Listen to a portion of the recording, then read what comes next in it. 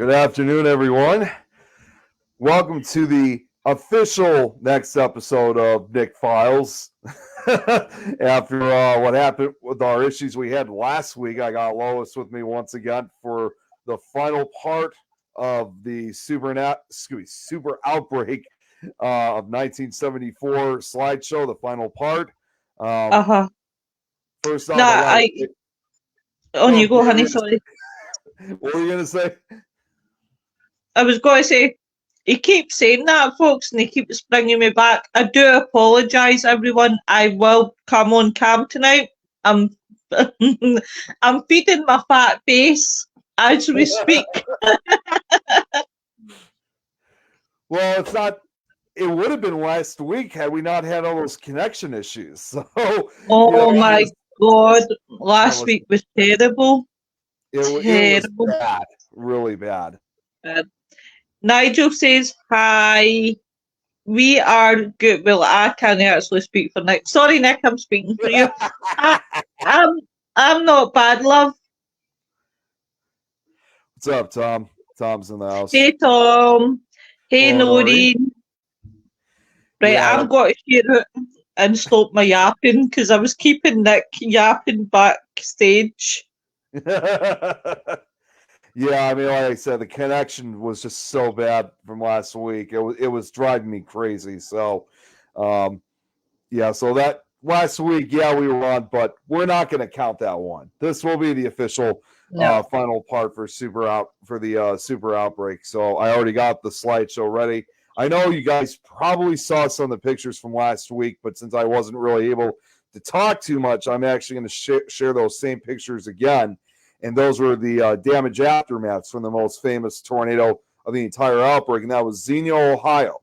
So without further ado, let's get right to it while we still can't. Wait, hang on a second, real quick. At least I can get a word in. Yeah, in a way, I guess I could. Doreen's asking, "Are you hiding, Lois?" I'm not in hiding. I'm just feeding my fat face, and then I'll be on. Well, as usual, Lois, I know you're still eating, but as soon as I get to the slide, I'm going to put you in charge of the comments once again. And if Joe does come in, could you let him in for me? I will do, honey. What you're saying is I'm slacking on the job. No, but anyways, after the issues we had last week, let's try this again. So, but to be on the more serious side now here are the pictures I was trying to show from last week. These were the pictures, the first series of pictures I got from Xenia, Ohio. Lois, I know you've already seen these pictures before, but like I said, I just couldn't get a word in about it last week. Oh, I actually felt so sorry for you. I came after the live thinking to myself, that poor boy's did all that talking and he's disappeared every time.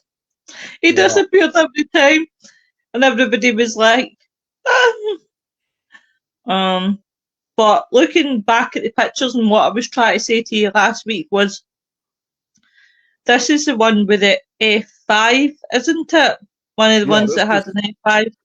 This was the one this was one of the 7 F5s, and they always, oftentimes, it was said this was the worst of the 7 of them.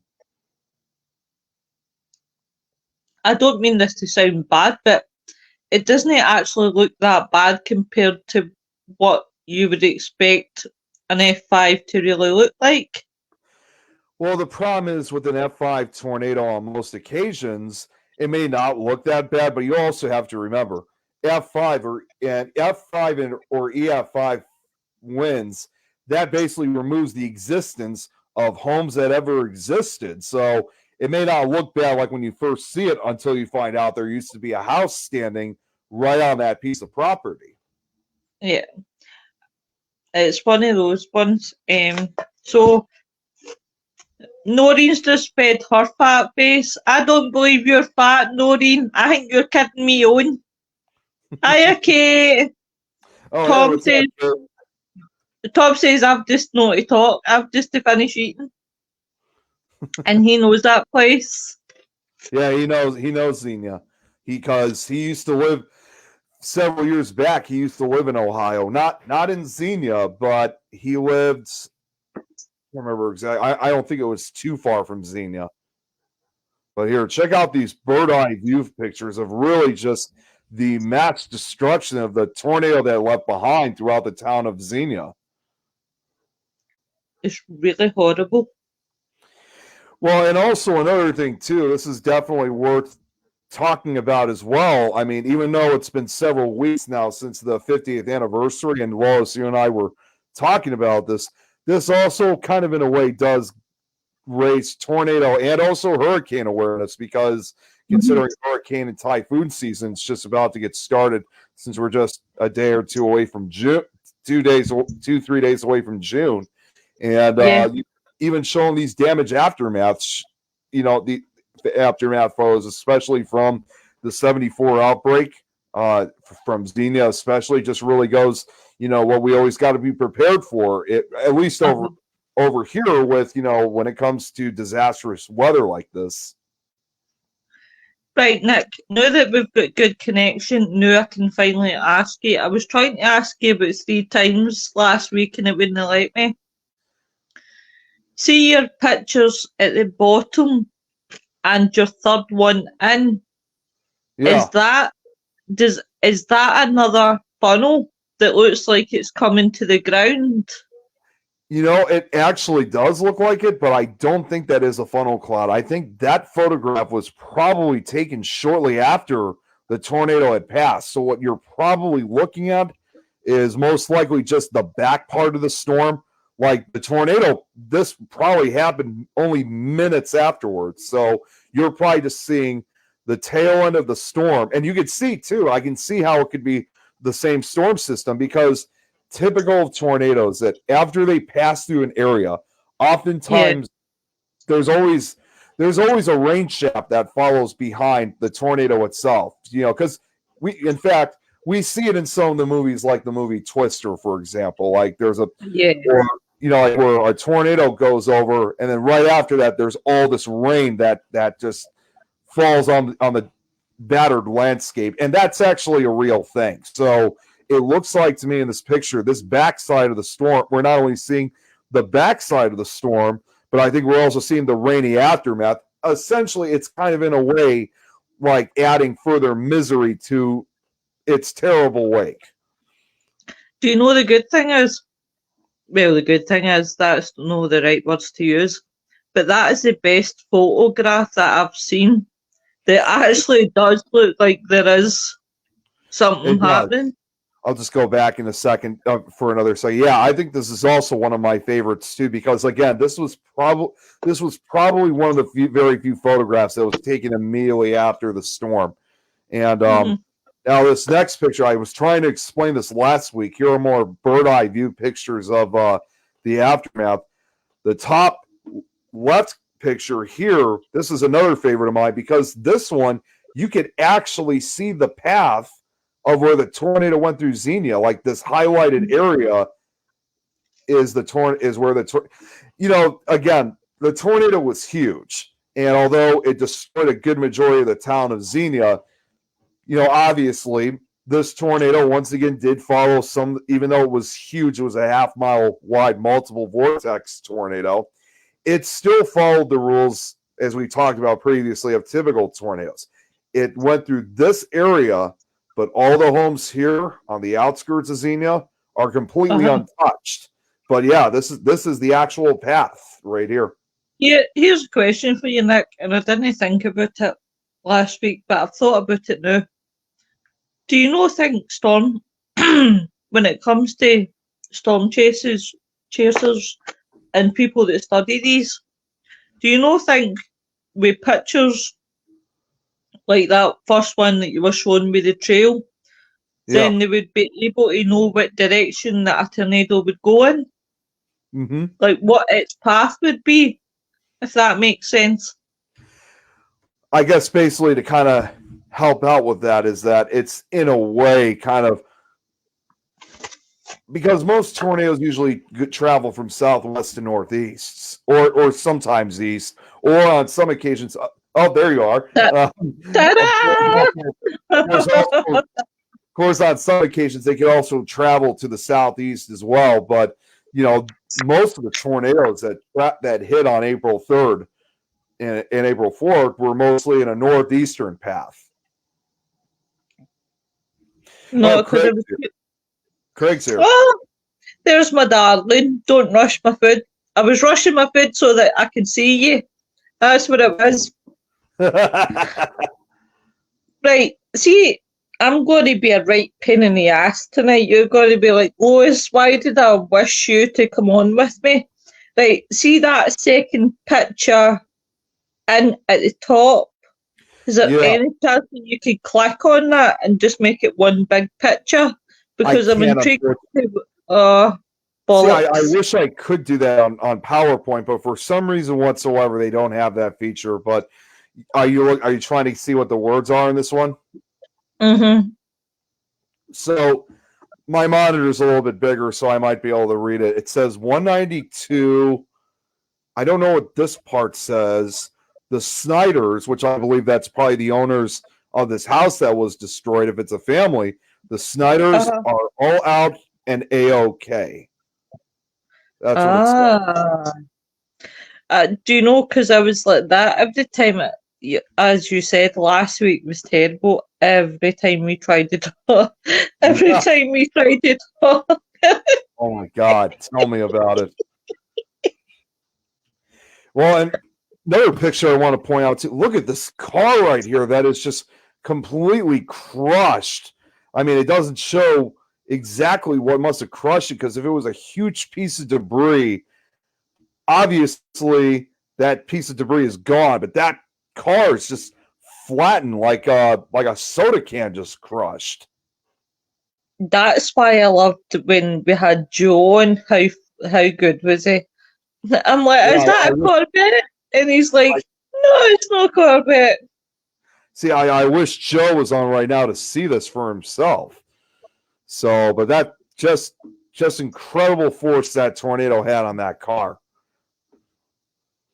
And you know what? And here's the other thing. I just want to point out one more picture. This photo right here, I didn't point out this last week, so this is the first time pointing this one out. Looks like this must be at a grocery store or something like that. And you could see that everything around is quite trash, except you look right here, the cash registers are still intact. Like, they've been completely untouched. Yeah. Like, everything around them is destroyed. Wait a minute. Now, see, are these, I don't know if those are grocery bags, like, at the checkout area, like, just sitting there?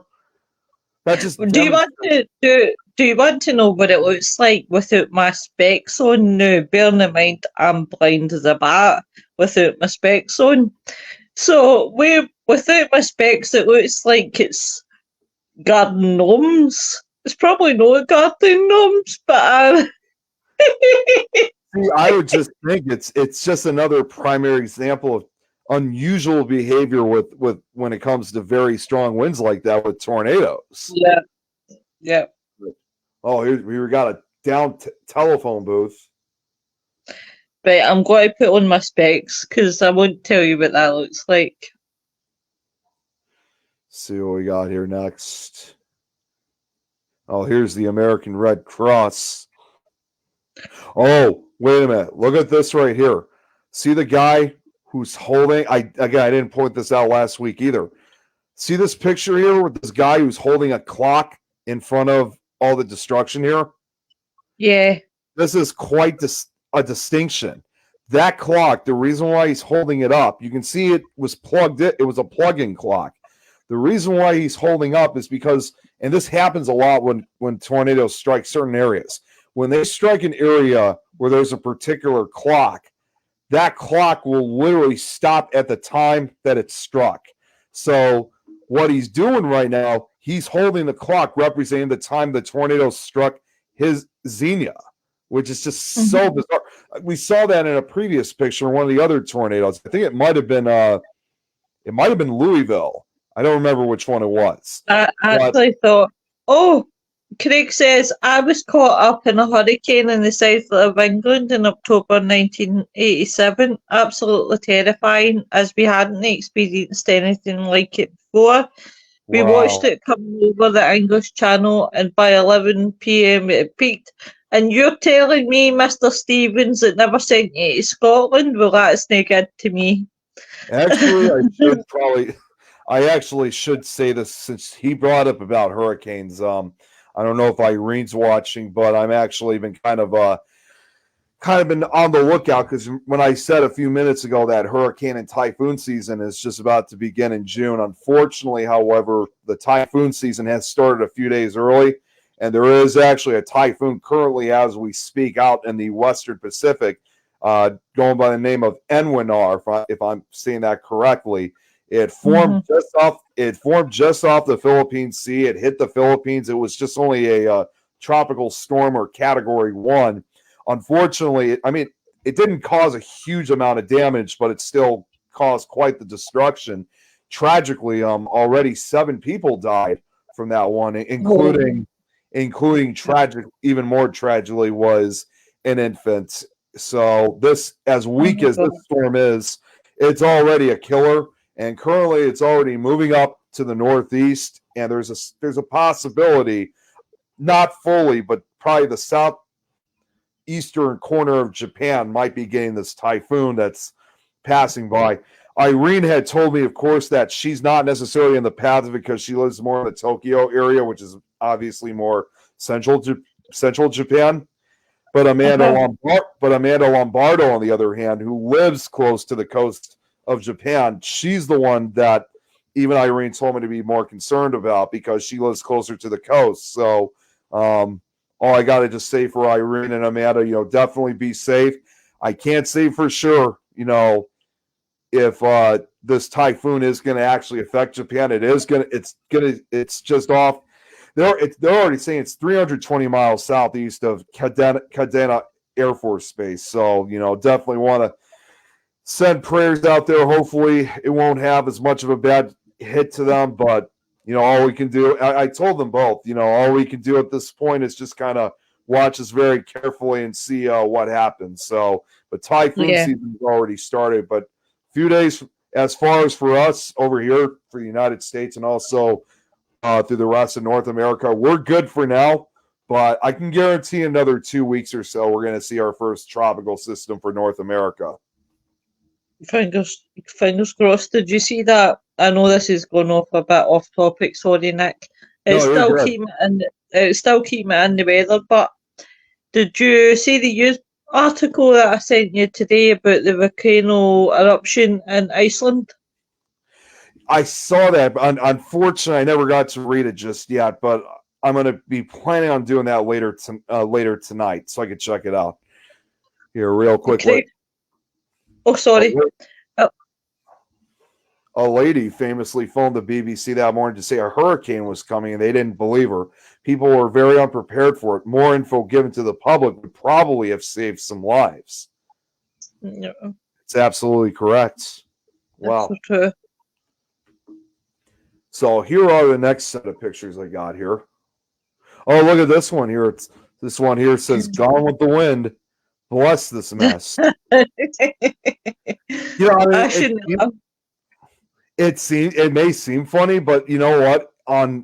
At the same time, though, that's basically survivors' ways of Yeah. they lost everything, but they're not going to give up.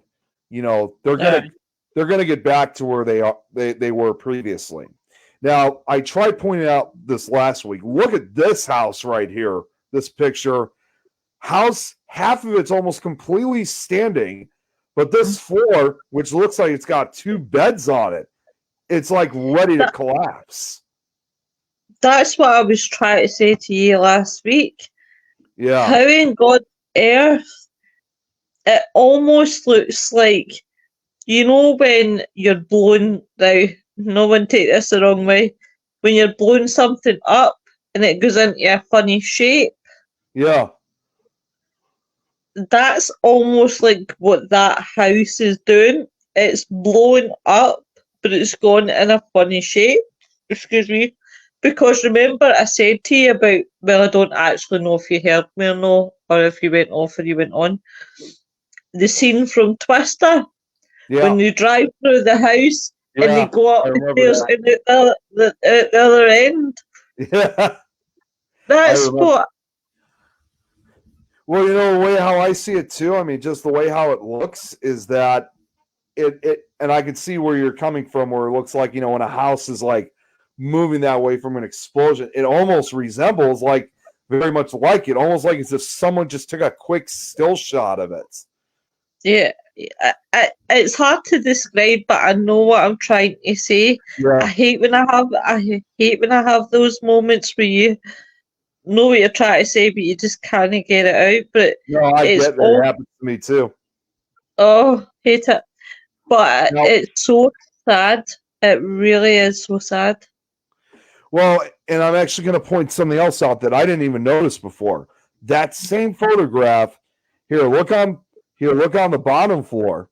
I just noticed this. The bottom floor, you can see what looks like a couch. Look at that. It's Yep. like everything still inside is still just the way it was before part of the house was torn apart. It's again, and we're talking 300-mile-an-hour winds, and yet some of this furniture is still sitting to where it probably had always been. That's just again yet another example of strange tornadic behavior.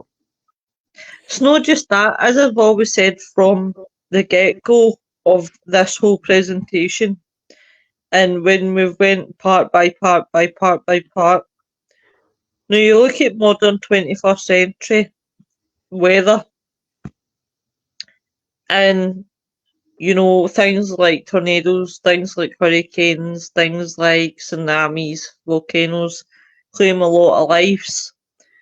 Now, they've got the best weather system that they can possibly have, right? Right. Then, when you look at this, like, now I keep saying 75, it's not 75, it's 74. You're But when close. you look at that, see, I'm far, But when you look at this outbreak, right, and you think, sorry, that is my other half blown his nose. I forget how thin these I walls was are. wondering what that was. Yeah, that's my other half blown his nose. And the funny thing is, I'm actually in the living room and he's in the bedroom. It's Wow. amazing. So, the 70s, so going back to the 70s, so they wouldn't have had the best warning systems, is what I've quite learned, but they had like any fatalities for 148 tornado outbreak. Right. There's very little deaths recorded in it. I wonder, what was it that in the 70s? I'm not saying maybe doing that bit of research. Well, what was it in the 70s that prevented very little deaths compared to what you have now? If that makes sense, if you know what I'm getting at. No, I totally get it actually. And when I'm actually and this is what I was trying to show last week. I actually, like I said, I only got a few more slides that actually have information I'll be reading, and I'll actually be discussing that shortly. I'll be talking about that in just a few minutes. So it's actually there's going to be some really interesting facts I think you're going to really like knowing about, as we continue on with this. But just before we get to the next set of photos, I just want to point out two more of the pictures. This was another one I was trying to point out last week. See this picture here where you see what looks like, I assume these are probably high school students. You could see there's all this devastation around them, and you could see they all look happy and whatnot. And people, kind of wonder, saying, well, why do they look so happy for something that was so tragic, with all the destruction around them? From what I remember seeing when I found this photograph was these were actually high school volunteers, volunteering to help clean up all the damage. So, of course, obviously, they didn't have all the social media, back in those days. So, in a way, this was, I mean, in spite of all the destruction, this was their way of socializing and also doing something to help their community, their town, because very likely their own homes were completely destroyed. So it was kind of, they try to keep a positive thought to it, I guess. Nick, And then this, I'm just going to send you photos. Shit, who did I send them to? Nobody. Right, I'm going to send you some photos. Craig's just sent me of the uh, 87 hurricane that he's just sent me. sure. And Um, finally, while you're doing that, the other picture I just want to show just before we continue is this right here is a really bizarre picture. See this?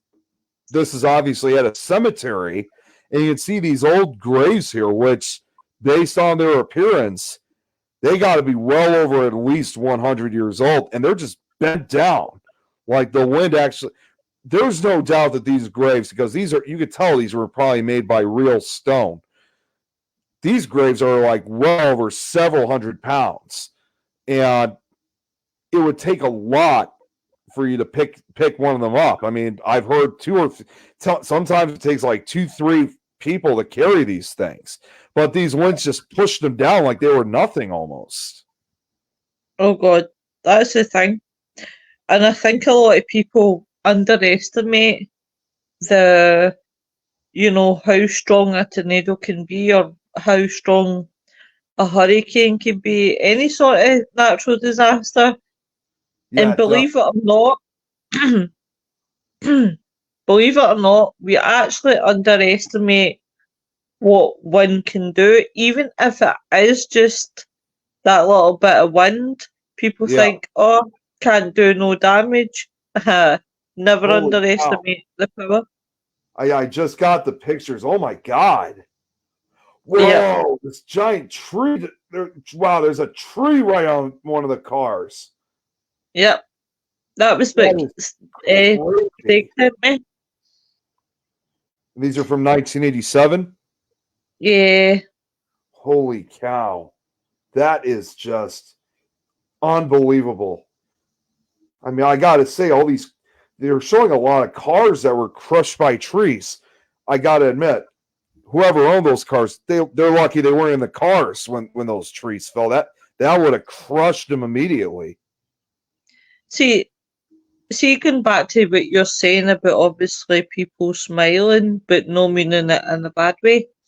The thing about it is, and what a lot of people have got to remember is, you guys constantly get such things like tornadoes, you get such things like hurricanes and that.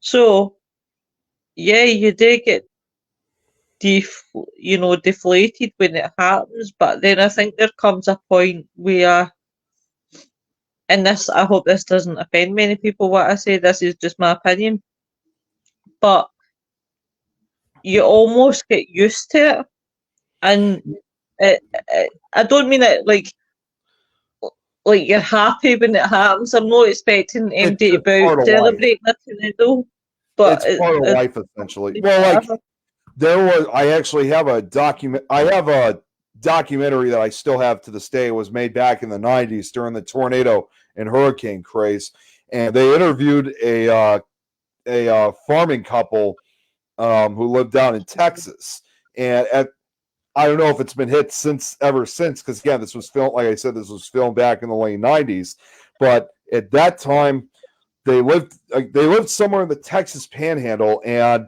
when they interviewed these guys, they revealed that this was the third time their house had been hit by a tornado.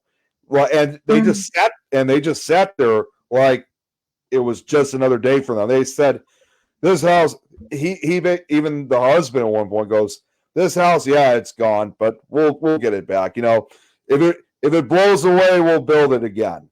It was, you got to admit, that's true commitment right there, because they may have lost their house on 3 different occasions, but in spite of what they lost everything, which tragically they even lost some of their livestock as a result, they weren't giving up. They were going to say, we're not moving. We're going to stay here.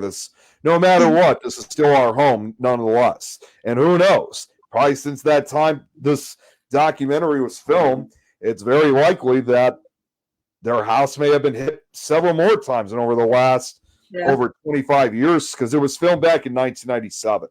So I wouldn't be surprised if their farm has been hit many more times afterwards.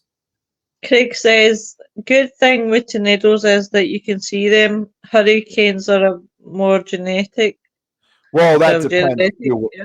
Well, that depends too with tornadoes. Like when we were talking about the nighttime ones, like during the daylight, you can at least see what's coming at you. At nighttime, though, it's almost impossible to do so. Even for storm chasers that chase at night. Yeah. I mean, people have asked, would I ever chase tornadoes, including those at night? Honestly, I wouldn't. I mean, there's even some of the biggest well-known storm chasers out there will not do it either, because chasing at night can be very hazardous. There's a few chasers out there that will go out at night, but I won't. In fact, I can even give you a quick example of something like that from my experience. This was literally a few months after I graduated high school. I was out hanging out with some friends, and this big storm came by. At this point, it was already getting dark, and before we knew it, we didn't realize this was just an ordinary thunderstorm, because we started seeing power flashes going off, and that's when I was just yelling out and like, my God, because when we started seeing the wind in rotation, where I was like, my God, it's a tornado. It's a freaking tornado. We got to get the hell out of here. And even with the power flashes, we couldn't see it because it was wrapped in rain clouds. So we got into the car, and in spite of that, I still wanted to get some type of film out of this, because at this point we were in the nearby town of Northbrook in the Village Green area. So at that point, there was a tornado warning for the Glenview, Northbrook, and Village Green area, with a tornado entering the city. And that's when I had the big idea of trying to get to the other side of the city, maybe the other side of the town, and maybe get a photo shot of the tornado illuminated by lightning. But as we were driving, after being on the street for just a few minutes, the car started getting hit by rain and hail and strong winds. I knew we were in trouble. I was afraid it was actually going to break the windshield, but looking back on it, I wasn't necessarily afraid of possible injury from it. I mean, people ask, was I frightened? I mean, hell yeah, I was frightened. But it got to a point where I thought, you know what? I don't think I could do this after dark. Like, I'll do it during the day, but once it hits dark, it's just too much of a risk to do. So I'll be honest, right? I'm quite the opposite. I will live it to the edge. I'll live it to the edge for wind. I would probably live it to the edge possibility for volcano. But the sure as shit, I wouldn't live it for the tsunami. Look at how many tsunamis hit at night, and the worst thing is, all you hear is a rumble, and you know the velocity that water can go at when it starts to go. Well, hurricanes do something similar like that with the storm surge. It's literally like a tsunami of its own. And I wanted to point that out too. Hurricanes, on the other hand, I mean, hurricanes are more generic. That's true, as what Craig says. But at the same time, though, on one beneficial side in the case of hurricanes and also typhoons, is like, I hear a lot of people obviously say that they don't want to live in Florida, for example, because they fear of hurricanes. But even though I'll never move down to Florida myself, not just because of that, it's because of other reasons too. But for even me, I would still take hurricanes, because at least I'll take hurricanes and typhoons, because at least we have just like in the case with what might be happening in Japan, at least we may have a warning. We can prepare for them several days in advance. As I've always said, and I've always said, I would love them to do, and it might be not happening in our generation, but what I would love them to do is find some sort of warning, and I will be doing this in one of the shows. In fact, more than likely it'll be to the grave and back. But what I would like to see is a sort of underwater alert system, like to pick up on a tsunami coming. Okay, it may be be trial and error, but to save at least more lives than what's lost, if that makes sense. Right. No, I get what you mean by that. Yeah. But going back to these pictures, these ones I was trying to point out from last week again. So I want to point out on just a few of them. This one right here on the left looks like this is obviously food for either the volunteers or people who lost their homes, you know, based on, because I'm seeing a lot of food here and there's like drinks over here. Here's another one of those signs here on this picture. With the help of the Lord, good friends, and hard work, we shall return the wands. Or oh wait, okay, so I can't wait me. Okay, yeah, I can't really see what it says here, but I think what it says here on this last part, I think we had trouble understanding this part. I think this might actually be the address of where this building is right here. It may be. Tom says yesterday, where was he? Yesterday in Luxor, it was terrible. Hail and rain with flash floods and single lanes on Ran Road was terrible driving. I can only imagine, honey. Yeah. Now, this next picture here, look at this. This is obviously a clear sign that a water line was broken. So that's where all this water's coming from the sewer lines. Because, again, the tornado destroyed the water lines. And now this is another unusual picture right here. You see Pickle Tom! Pickle Tom! Get well soon! Yeah. Now this is another unusual picture right here. Look at this. What I'm looking at is, I'm assuming, is a mother and kid. And what they have right here is, looks like it's some kind of kite that they're floating Well, on. remember we had this discussion. You probably don't, because the connection was probably shit at this time. Yeah, it But was. remember that I said that I thought it looked like a kind of It UFO, does look like a UFO. making it in the No, it appearance. does. Yeah, I think it's just another way that they're just trying to keep a positive attitude and still, you know, try to come to terms and try to do something, you know, while all this cleanup's in process. This next picture here, this one I pointed out, this is obviously a more sadder picture, though. You can see there's rescuers here. What I'm going to assume right here is probably one of the, I can't see too well, but I'm assuming this might be one of the victims that may have actually had died from the hurricane. From the tornado. It does actually look like it is like a body It's either underneath there. it's either a dead person or it's a very severely injured person. Because now that I'm kind of you can't see too well, but I think this might be part of a head. It looks like it might be a woman, I think, but it's hard to tell if this is actually a victim, either a dead or injured victim. So, and then this one right here, I was trying to point out, this is another rather depressing picture. Oh, whoops, sorry. This was a rather depressing picture. We're okay. Can't see what this last part is, but you can clearly tell this whole property, I mean, this vacant slot, you could tell this was their home, and they lost everything except for, look right here. There's still a chair right here.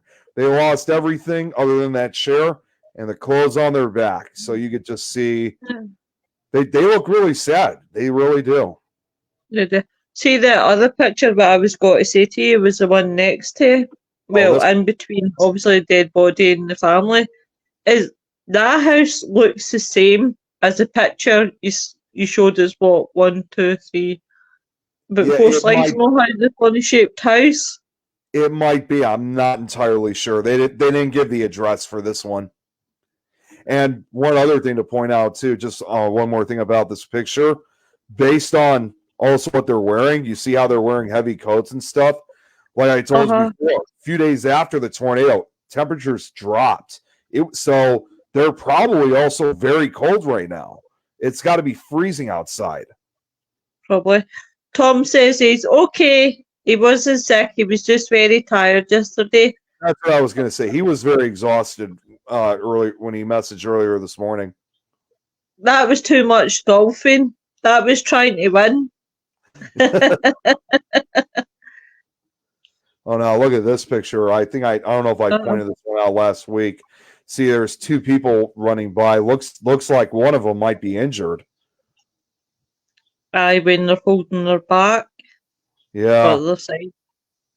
Oh, here's another one right here. Looks like this might have been another picture taken shortly after the tornado, because you could see people are using umbrellas. You could see that it's raining on the street. So again, another misery photo, as I would probably call it.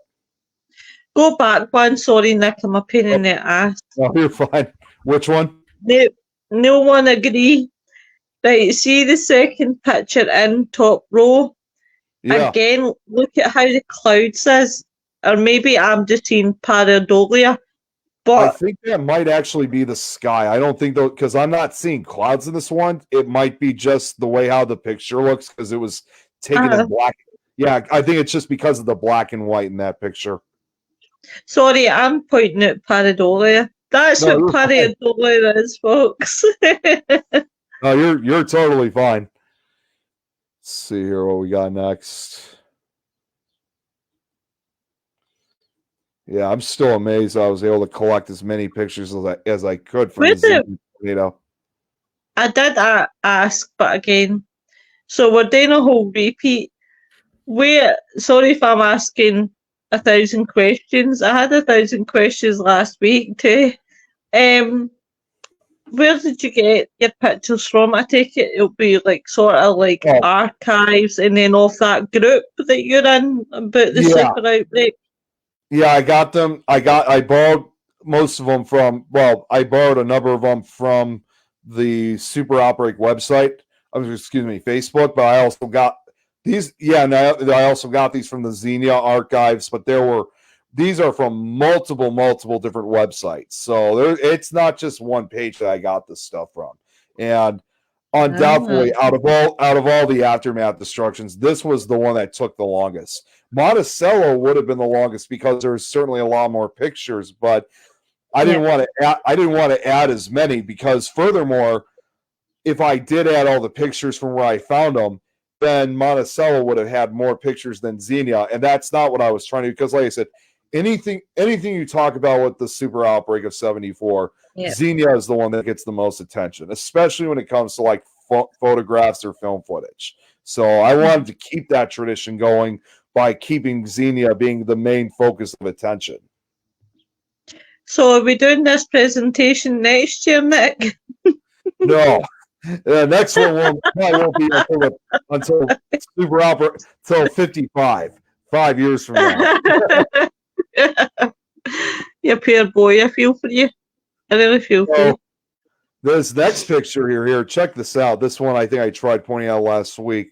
You could see another example of a path of the destruction.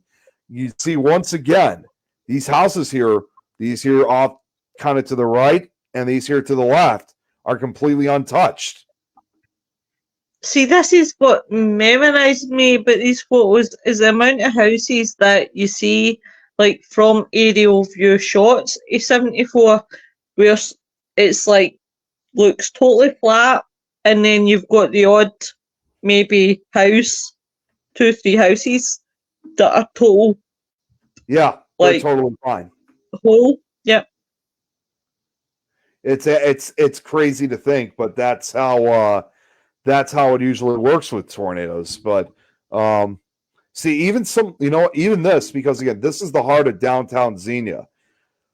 You could actually see once again that you could see part of where a good majority of the houses here are destroyed. But one of the most notable features, which is still standing to this day, in fact, is that, see this building right here, which I believe is that's actually, I think, the courthouse. And you could see that although I think it did suffer some damage, for the most part, not a single part of the courthouse is like destroyed. It still looks in pretty good condition. Too much of people's mishappiness. See, there's the courthouse again. It looks totally fine, except for maybe a few broken windows. Yep, here now from the back. But everything else around it is gone. Do you know what? I'm trying not to giggle, and it's not that I'm giggling at the situation. I'm giggling at the fact that everywhere round about the courthouse is flattened, but it's amazing the courthouse actually stood up, and that's probably to make sure that they got all the criminals. Yeah. Well, like I said, that courthouse is still standing to this day, so it's actually now a survivor of the Xenia tornado. Oh wowie. See what else we got. I think we got only just a few more slides left. I think we're getting close to where I was forced to end things last week. Oh, now this right here. Now this became a famous sign right here where it says Xenia lives. So Yeah. that became a very popular sign that was often used throughout the devastated area of Xenia. You'll probably see that in some of the last remaining pictures to show that, again, another primary example that Xenia was destroyed, but the people of Xenia were not going to give up. They were not going to move away. They weren't in that kind of position where they thought, this is not good. Everything is completely destroyed. No. We got to get out of here. We got to leave. They had to come back stronger than ever. So that's seeing a sign like that with Xenia lives is what makes it very important. When you Go back. Sorry, Nick. There, real quick, there's that house again, but this is a picture of it in color. Oh my God! Look. See when you see it compared to black, well, no black and white, but you know what I mean. But looking at it in colour, holy shit. You want me to go back one? Which one? Yeah, sorry, I was being a pain in the arse. Is that I can't tell if that's a road or if that's like, how to describe it. I don't want to say it's a river. It's which picture are you pointing at? See where Xena lives? The second photo over from Xena lives. It's almost... Yeah, that one. Yeah. That's a street. That's a cul-de-sac. Right, okay. I wasn't 100% sure. I know it looks like more like a river, but no, that's a cul-de-sac. Ah. So but I'm memorized by this coloured picture. Yeah. Oh, this is I think that might be Xenia High School. Oh, look at this. This looks like an old cabin. Looks like it could have been one of the historic cabins, possibly. Unfortunately, that might be a 150, 200-year-old cabin. So sad to know that piece of history has been lost. Here's a thing that... sorry, Nick. I was going to say, there's the Kroger store again that I pointed out last week. So what were you going to say? Right. What I memorised, well, it's not what I memorised, what I often wonder, right? Say, I'm going to use this as prime example. I'm not going to say it will happen. Right. See if a tornado ever hit and say it destroyed the Waverley Sanatorium, right? Yeah. What would happen then? Because it's obviously a history place, right? Would they rebuild that, or would they leave that just totally flat? It's kind of hard to say, honestly. I really don't know. There was a place like that has never been rebuilt. Hey, Chantel's here. Hey, Chantel. Hope you're doing okay. I can't sing to you, but I'll just say hi, Chantel. It'll be sort of that's loud. There was and this is actually going to be a place I will eventually cover in an episode of Nick Files. There was a notorious haunted location. Joe might actually know this place because this is up in Wisconsin, although far more northern Wisconsin. A place called Summerwind Mansion. In fact, it was actually featured in one of the very first episodes of that show, A Haunting, when it first started back in the early 2000s. And the people that lived in this house and that also spoke about it, I believe, are still alive today because they should be, because some of these people were kids when they were living there at that time. So by now they would have to at least be in their 50s. So, but this mansion up in Wisconsin had already had a history of ghost stories. It was already purported to be haunted. And unfortunately, the building was not in such great condition after the family moved out. But then during the summer of 1988, Summerwind Mansion was struck by lightning multiple times, and the entire structure literally burned to the ground. And since then, the building has never been rebuilt. Although it's never been rebuilt, the chimneys and also the foundation still remains. And although, again, contrary to popular belief, just because a building has been torn down or destroyed, either by either us or the elements or otherwise, doesn't mean that it could be the end of the haunting, because according to people who went to that former area, they still say it's a very haunted area, even though the building is gone. But a place like that, to this day, it's never been rebuilt. I thought I saw something a few years back that they were talking about possibly rebuilding Summerwind Mansion, but as far as I know, and as of 2024, no plans or updates have been given. No, I just often wondered what would happen if you had a historic land place, if it would get rebuilt, because it would be terrible to lose it, but then how could you rebuild history, if that makes sense? Yeah, because it's not the original structure. I mean, you could add parts of, you could add parts of a destroyed building, but you're not going to be able to put it back fully piece by piece like it originally was.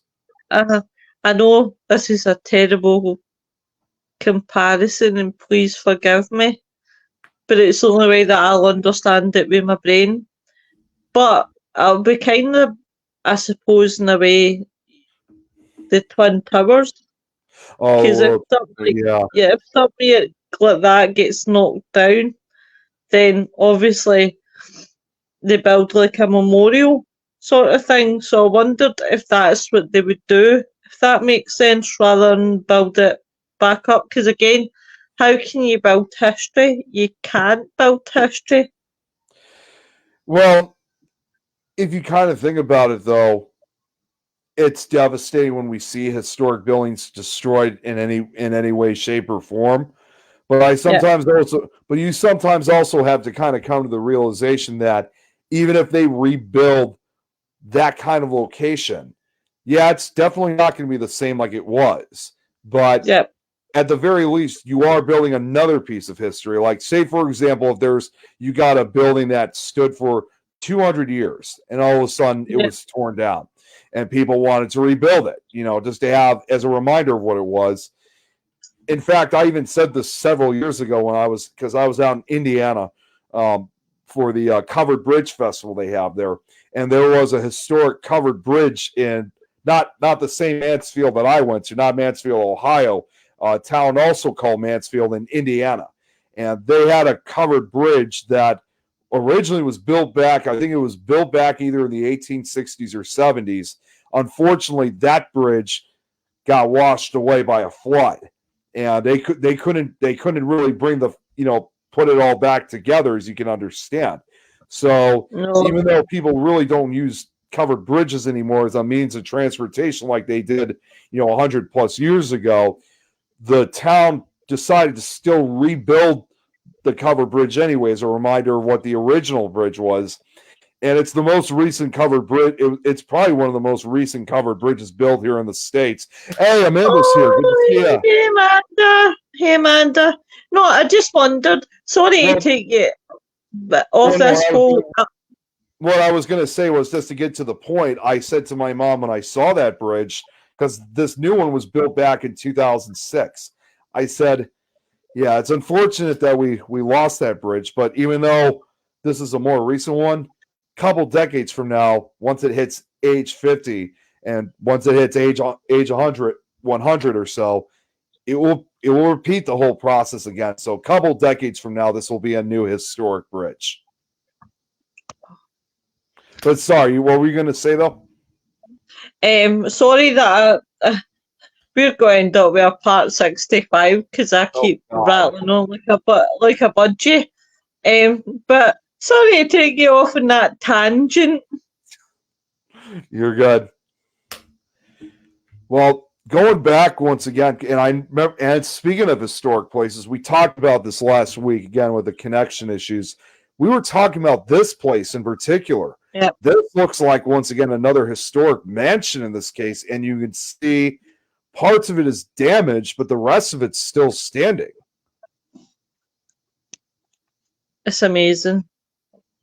Well, I think the reason why this house may have survived quite a direct hit is because you can clearly see once again, as I was trying to say last week, because again of the connection issues, is that looks like part of this mansion was built with stone. And what I'm also assuming too is there's probably some concrete that may have gone into its construction. So that's why it's still in relatively great condition, other than some of the damage like here over here, maybe some damage over there. Trees are gone and damage is on the lawn, but for the most part, and some debris has probably been thrown onto the porch, but for the most part, it's still in really good condition. It just makes you think, what does the buildings have that, like any building has, that tornadoes, obviously they jump, but then again, it shows, as you showed from your first picture, a tornado can leave a path that, and even though you think you can predict what way a tornado goes, you can't really. Yes. That's why they always give that rule, like, people who want to try to evacuate before tornadoes hit, but as usual, they often say, never run from a tornado because you don't know which direction it's going to go. And they're absolutely right on that. Yep. And don't stand there looking at it if you don't see it moving because it's coming towards you. Yeah, it's coming right at you then. That's why if you see it look stationary and it looks like it's getting wider, yeah, it's coming directly at you. It's like standing there with your phone and going, oh, the tornado, it stopped moving. Oh, wait, they knew it's coming for me.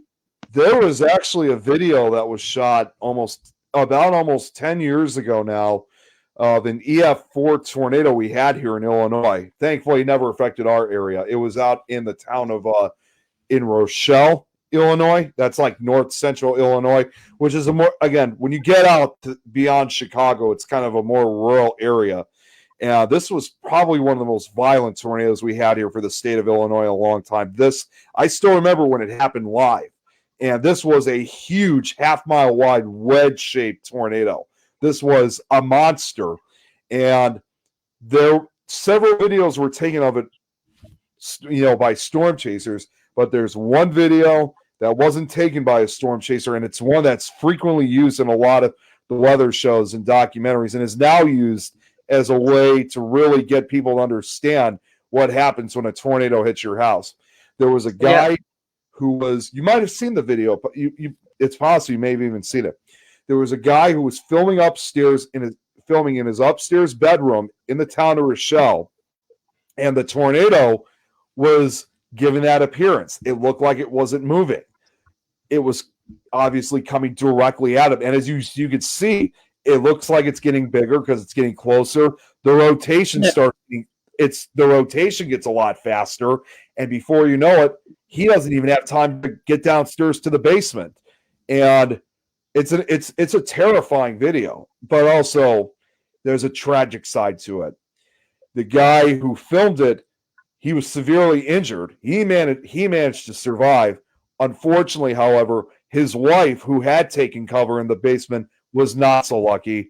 She was killed. Oh my God. It's so horrible. It is, but it's a terrifying video. It really is.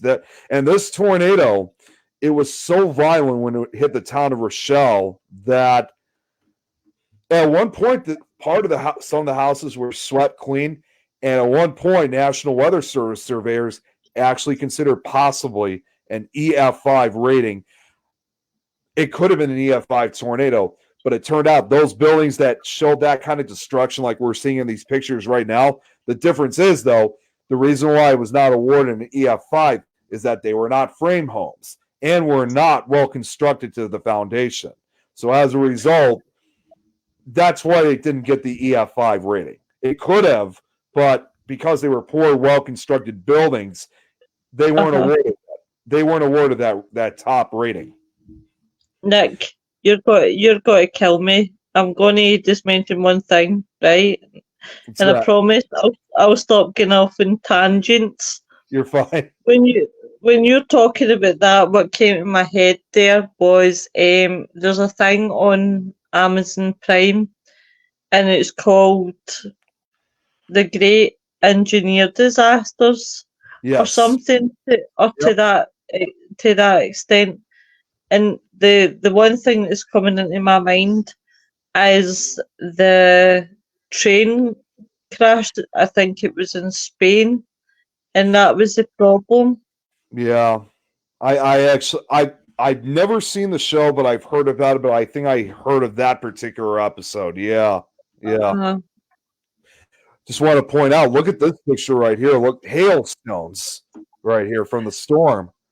These hailstones, I mean, they may look small on like from our point of view, but these look pretty big.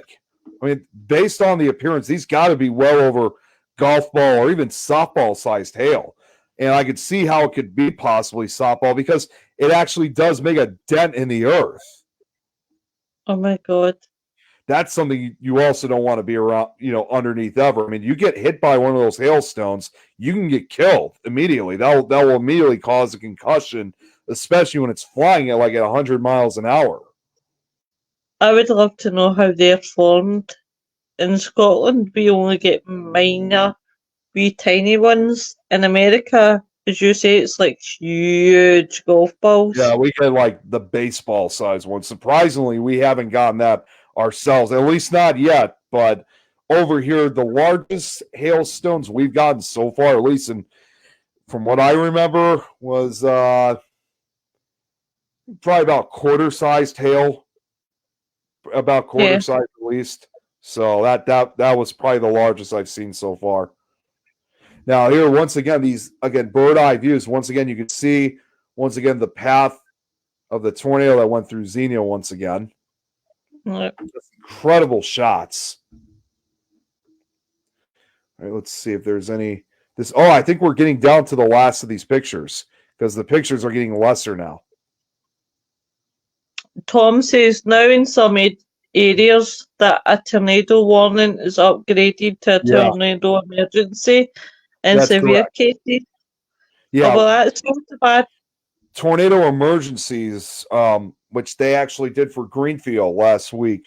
That's because people wonder what's the difference between a tornado warning and tornado emergency. Tornado warning obviously means it's quite the simplest thing. That means a tornado has been spotted on the ground and is moving towards the general direction, and it's currently in progress. Tornado emergency, on the other hand, is when it's a very large and particularly violent tornado is heading directly for a populated area, and it's a life-threatening situation. Like, it would be one of those cases. In other words, tornado emergencies are rarely issued. It would be that kind of situation where it would be 100% correct that an extremely violent and large tornado is heading directly towards a populated area. That's, meteorologists say, yes, it's going to be bad. It's going to be horrific. It's going to be devastating. That's when they deliver a tornado emergency, just like they did, like I said, with Greenfield, Iowa last week, and some of the other areas too. So tornado warnings are bad. Tornado emergencies are definitely something you don't want to be taken lightly. In fact, the one I was mentioning in Rochelle, Illinois, that was a tornado emergency. So let's see here. I think this definitely might be one of the last ones.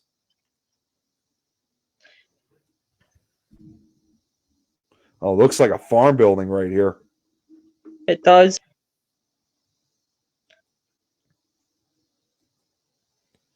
Holy cow. I don't know what this was, but this whole thing has been torn apart. Oh God.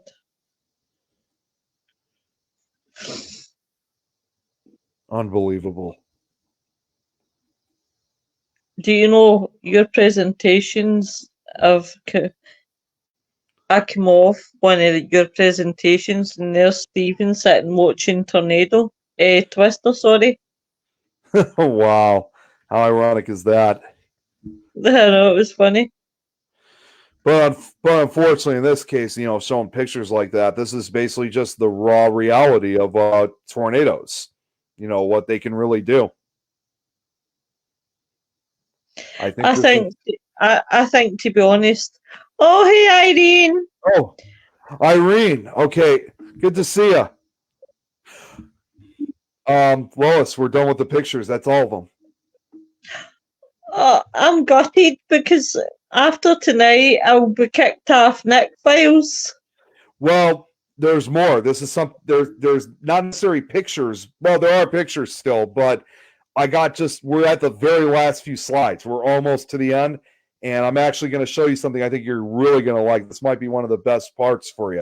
So, and that's where we're about to get. So now I can finally get to reading again. So let's just start off quickly and talk about the aftermath of the entire outbreak. But on April 5th, Georgia Governor Jimmy Carter declared 13 counties as disaster areas and put in a request to President Nixon for federal aid, citing damage in excess of $15.5 million. Wow. Service centers were open at 2 National Guard armories, one in Dalton and the other in Calhoun, as well as a church in Dawsonville. The National Guard provided 4-wheel drive vehicles for search and rescue efforts. West Virginia Governor Moore declared 14 counties as disaster areas by April 5th and requested the assistance of the National Guard. President Nixon approved federal aid for Fayette, Greenbrier, Raleigh, and Wyoming counties on April 11th. Total damage. Oh, and I never even told you the cost. Total damage from the tornadoes and thunderstorms in the state reached $3,655,000, more than half of which was incurred by Raleigh County. The West Virginia State, well, that was actually just for West Virginia. The West Virginia State Department of Highways provided 2 water trucks. The local Red Cross provided $3,000 to victims, and Fayette County and assisted residents with acquiring supplies and dealing with medical bills. Sightseers traveling to look at the damage clogged up roadways. That's really kind of disrespectful when you have all these sightseers that come out, just to say, hey, check it out. Look at all this damage and stuff. That's kind of a very disrespectful thing. To say that there. It's never the right thing. Definitely not. The Federal Disaster Assistance Administration, later FEMA, indicated that trailers refurbished after the 1972 Buffalo Creek flood would be used to house displaced persons. On April 10th, voting on the Disaster Relief Act of 1974 was expected. I don't know if I'm saying that right. And passed unanimously in the United States Senate in direct response to the scale of damage from the tornado outbreak. The primary purpose of the act was to overhaul how disasters are handled on a federal level and to make acquiring federal aid assist easier. Notably, it would prompt the creation of a disaster coordinating agency. President Nixon signed into federal law on May 22nd. For months afterwards, portions of classified documents. So I got to move something because something's blocking my screen. No, you're absolutely fine, honey. Portions of classified documents are being returned by farmers in Tennessee and Alabama. Now, as far as Xenia itself, in Xenia, there is 1 million pieces and problems to match. A day or two after the outbreak, this is what I was talking about before. Another freak of nature would eventually add further misery to Xenia and many surrounding areas. The temperatures dropped and it snowed. National Guard. Yeah, again, just adding further, like I said, adding further misery. National Guardsmen used burning oil drums to warm their hands. And unfortunately, another tragedy occurred, in fact. In addition to fatalities in Xenia, one of those oil drums explodes, and 2 Ohio National Guardsmen deployed for disaster assistance were killed on April 17th. Yeah, when a burning oil drum explodes, resulting a fire that swept through their temporary barracks while they were sleeping in a furniture store. Oh, shit. Which brings the full death count to 34. The memorial in downtown Xenia, which is it right here, lists 34 deaths in honor of the 2 guardsmen. And there's actually something I got to tell you about this photograph right here of the memorial. That picture, that was taken by me. Wow, was it? That's me. That was me that took this one. Oh, did you get down to Xenia then? Yeah, like I said before, we were actually on our way to the Mothman Festival, but turned out we were not far from Xenia. So we took a stop. My parents and I took a stop over to Xenia. We found the memorial plaque first. And then, like I said before, at one point we had to stop at some, it might have been some place like where you had to vote or something like that, but it wasn't voting. It wasn't time to vote, for presidents or whatever. The bottom line is we ran into 2 elderly residents that were there, and we found out that they were actually survivors of the Xenia tornado. And I actually got I couldn't believe it. Like, we had 2 survivors of this tornado, and I actually was able to sit down and interview them of what they remembered back in the 70s.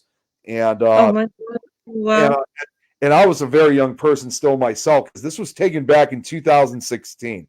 I was only 23 years old then. So they were telling me it in a way, they were telling it as if I was their grandson.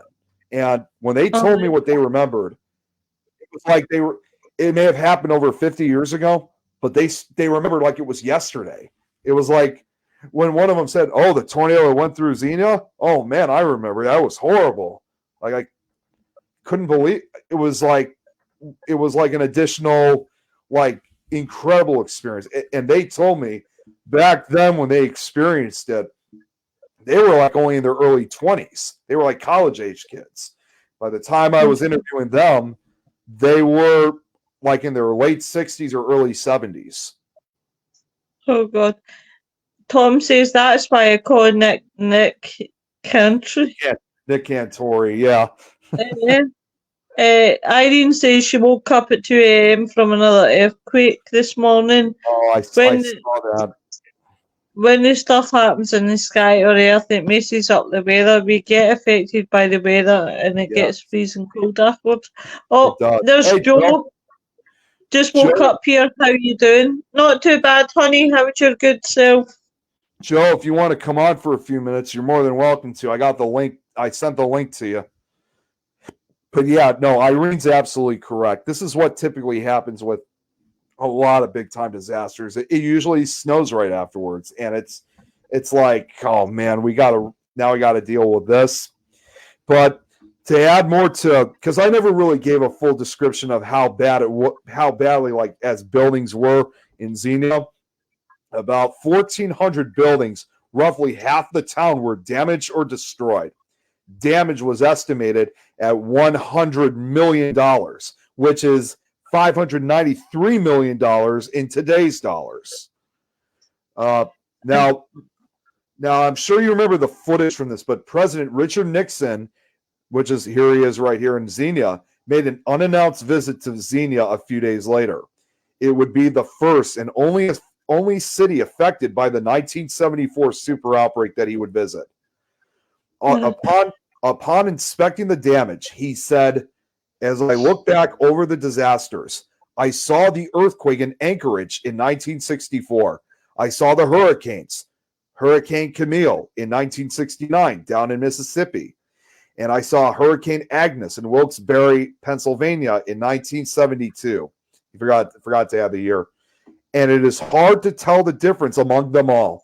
But I would say in terms of destruction, just total devastation, this is the worst I have seen."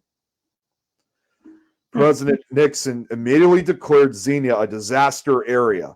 Although the Disaster Relief Act was already introduced in 1973. It had not passed Congress at the time. The 1974 super outbreak disaster was a catalyst for accelerated passage of the act through Congress in 1974, according to Nixon. It took several months for the city to recover from the tornado, with the help of the Red Cross, the Ohio National Guard, and the Department of Housing and Urban Development assisting the recovery efforts. By December, federal and state assistance programs raised a total of $34.4 million. Shortly after, the Department of Transportation initiated a public transportation unit, X-Line, to assist locals who had lost their primary means of transportation. Prior to the 1974 tornado, Xenia did not have any form of public transportation system. In recognition of their coverage of the tornado under difficult circumstances, the staff of the Xenia Daily Gazette won the Pulitzer Prize for spot news reporting in 1975. The Xenia tornado was one of 2 rated F5 tornadoes that affected Ohio during the outbreak. The other, as we talked about previously a few weeks ago, the area of Cincinnati. Now, it should be noted, too, I'm going to add this, too, this would not be the last time Xenia had been hit, because just on a quick note, Xenia was later struck by 2 other tornadoes, a small one in April 1989 and a large one in September 2000, which was an F4 tornado that killed 1 and injured about 100 in an area parallel to and north of the 1974 path. So it has been hit. Tom says he moved to Ohio in 77 and he witnessed 3 tornadoes in Ohio and a major blizzard in 78. That's the big blizzard of 1978. That was a huge weather ordeal, too. So, let's see here we got. Although most people were heavily affected deeply, mentally, and emotionally by the outbreak, most refused to give up. But starting over won't be easy, as help will be needed. President Nixon declares 10 states to be major disaster areas eligible for federal assistance. One-stop disaster centers are set up to handle home, farm, and small business loans, food stamps, shelter, trailers, and other temporary housing. A score of other programs and help is coming from every direction. The Red Cross, Salvation Army, all the military services, Corps of Engineers, and the National Guard to clean up and restore essential services. Rescue squads from hundreds of miles away and volunteers of every kind. In 1978, a few years after the super outbreak, a short film was released based on the event called Day of the Killer Tornadoes, which the cool thing is, I got that film. That's the film I was going to show you before we end things for today. Is that? Oh, wow. Yes, it is. But just to give a little description, the film mostly focused on the most notorious tornadoes that hit Boone County, Indiana, Brandenburg and Louisville, Kentucky, Cincinnati and Xenia, Ohio, and Tanner, Harvest, Jasper, Guin, and Huntsville, Alabama. Now, before we get to this, here's something that I think this is where we talk about the radar you were asking about before, right? So, yep. After the tornado super outbreak, scientists, forecasters, and the government vowed to overhaul the way tornadoes are predicted and tracked. Tetsuya Fujita, a well-known weather scientist who also was was a professor here at the University of Chicago, launches a comprehensive effort to understand what happened in the outbreak. The Weather Channel's severe weather expert, now retired, I'm sure some of you guys might remember this from the Weather Channel back in the day, Greg Forbes, was a graduate student on Fujita's tornado research team. There is a picture where he looked like younger back in the 70s with Fujita, but unfortunately I couldn't get that picture. It just wasn't available. They were busily mapping their strategy the day after the outbreak. They spent April 4th trying to collect as much information as they could, getting maps, buying film, arranging for a renting aircraft. Now, April 5th, from the air, the teams inspect the giant land scars created by the tornadoes. They examine the destruction left by the tornado in Monticello, Indiana, which is if you remember, was said to be the longest path. I mean, the longest tornado on the ground, which appears to have traveled 121 miles on the ground. As the team investigates, they determined that the damage was done by not one, but 2 tornadoes. Fujita would later determine that these 2 tornadoes were part of a whole family of 9 tornadoes, causing a path, as I'm pointing out right now, causing a path of destruction nearly 260 miles long in Illinois and Indiana. Between April and July, the researchers visit many locations, including Morris, Decatur, and Anchor, Illinois. These are all the tornadoes that I've covered. So now you can get a good idea of seeing it all rolled into one, including Morris, Decatur, and Anchor, Illinois, Boone County, Fountaintown, Freetown, Jonesville, Kennard, Hamburg, DePaul, Parker City, Madison, Fairview, Rainsville, Monticello, North Manchester, Swayze, Angola, Plato, Plumtree, Bluffton, and Decatur, Indiana, Flat Rock, Michigan, and Windsor, Ontario, Xenia, Mason, Lebanon, and Cincinnati, Ohio, Mullensville, Shady Spring, and Meadowbridge, West Virginia, Saltville and Roanoke, Virginia, Brandenburg, Louisville, Ballardsville, Mansville, Frankfort, Cynthiana, and Richmond, Kentucky, Bradley, Clarksville, Taylorsville, Murfreesboro, Mooresville, Nashville, Dotson Branch, Cookville, Moodyville, Sycamore, Jamestown, Pickett State Park, Ostello, Livington, Earlyville, Pleasant Hill, Knox, and Sullivan, Tennessee, Laurel, Mississippi, Tanner, Harvest, Jasper, Gewen, and Huntsville, Alabama. Which, if you kind of counted take a breath. No, I did. I was going to say that if you had counted how many tornadoes we covered about 63 of them. Holy shit. It's like you're saying that, and I was like, oh my God, that man's going to turn purple in the moment. I was breathing. But anyways, Fujita's goal is to rank each of the 148 tornadoes in terms of wind speed and strength. When he went to Brandenburg, he was interested in a cemetery. He could calculate the mass of a headstone. If it was moved, it took a certain force to do that. So he could try to make an estimation of the wind speed of whatever took that block of granite. Dr. Ted Fujita and a team of colleagues from the undertook a 10-month study of the 1974 super outbreak. Along with discovering new knowledge about tornadoes, such as downbursts and microbursts, and assessing damage to surrounding structures, the Xenia tornado was determined to be the worst out of 148 storms. Due to the damage being... I talked about this before. Due to the damage being so devastating, it was one of the few times Fujita initially assigned a preliminary rating of F6, which, for the damage to become F6, it would have to be called what's known as inconceivable. And there were times that when Fujita was looking at it and other professors were seeing it, they definitely saw damage that they definitely considered to be inconceivable. Oh, I got a video that's going to play in just another minute or so. So what I'm going to say real quick is this one does have sound in it. Well, it's mostly silent, but there are going to be some clips that are going to have some sound in it. So here's something. This is one of the best parts I was going to tell you. This is I think you're going to enjoy checking this out.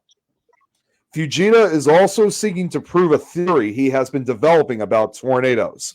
He believes that instead of containing one funnel, and I talked about this before, tornadoes consist of multiple vortices, which I told you before. Remember I said about this? Now, while proving the theory, Fujita and Forbes benefit the use of a new technology, personal movie cameras. And I got a video right here, including some of the earliest footage of tornadoes ever captured on film. You ready to check this out? Oh, please do. Please show me it. I'm going to pause it a few times. I'm not going to do this for every video, but I'm just going to point some stuff out. So here, check this piece of footage out. See right here? This piece of footage right here, this is the very first film ever captured of a tornado on a motion picture. Oh, wow. And even more amazing, this was not filmed in the United States. This was filmed back in October in 1932 off the coast of Cuba. And it's also the first water spout ever captured on film. This next clip video that's going to show up, this is the only clip out of all the film clips that are featured in this video that is not of a real tornado. But I decided to add it anyway, just to add that useful observation. I think we all know where this clip comes from, what movie this is from, and this has sound in it. Yeah, this one has sound in it, so I think we all know this clip after this one. Dorothy. Yeah, Wizard of Oz, the tornado sequence.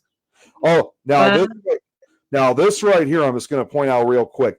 Now, this was the very first tornado captured on film here in the United States in Corn, Oklahoma in 1951. Holy shit, that looks... Do you know, it almost looks like 3D? Like, almost like the virtual reality VR. Well, not only that, it's kind of hard to determine. It was believed this tornado may have actually been anticyclonic, which meant that the tornado was rotating in an opposite direction, clockwise instead of the typical counterclockwise. And for years, it was believed this was the very first tornado ever captured on film until the Cuba one came along. Just incredible footage, though. Now this one, I'm just going to point out a few more. This remarkable piece of film, this was taken at Warner Robins, Georgia in 1953. And this one was said to have killed, 19 people were killed, including supposedly the man who captured this footage. So I'm just going to rewind it quickly. So I kept the full thing. It's only like 10 seconds.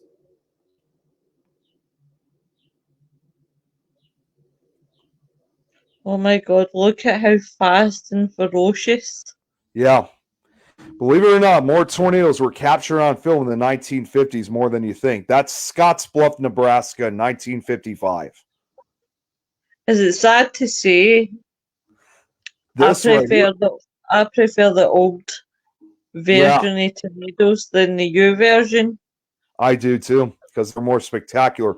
This is also the same of Scottsbluff, Nebraska, and I believe, if I'm correct, this is the first color footage of a tornado. I don't know when that one was filmed, when that was filmed, but I know it was somewhere in the 50s. There's this is Grand Rapids, Michigan in 1956. This was the first F5 tornado ever captured on film. Holy God. There it is from another angle. Oh, now this one here, this is Dallas, Texas in 1957. At that time, this was the most photographed tornado in history. So this was not only the most photographed, the most filmed. It was filmed both in black and white and color. Jesus Christ. Look at it. It was a multiple vortex. Oh, wow. Do you think we'll have a part 65? I don't think so. This is only about like a 12-minute video. You're like, Lois, shut up. I want a holiday. That's Fargo, North Dakota. And it's just a few weeks later, actually, 1957. I actually do prefer the black and white. It does look scarier. Now, this one right here, this was just 2 weeks after Dallas. This was of a tornado at Parent Air Force Base in Texas. This footage is very interesting because it has been used in dozens of educational films, and it's also the first tornado that actually demonstrates the full life history of a tornado from birth to death. My God.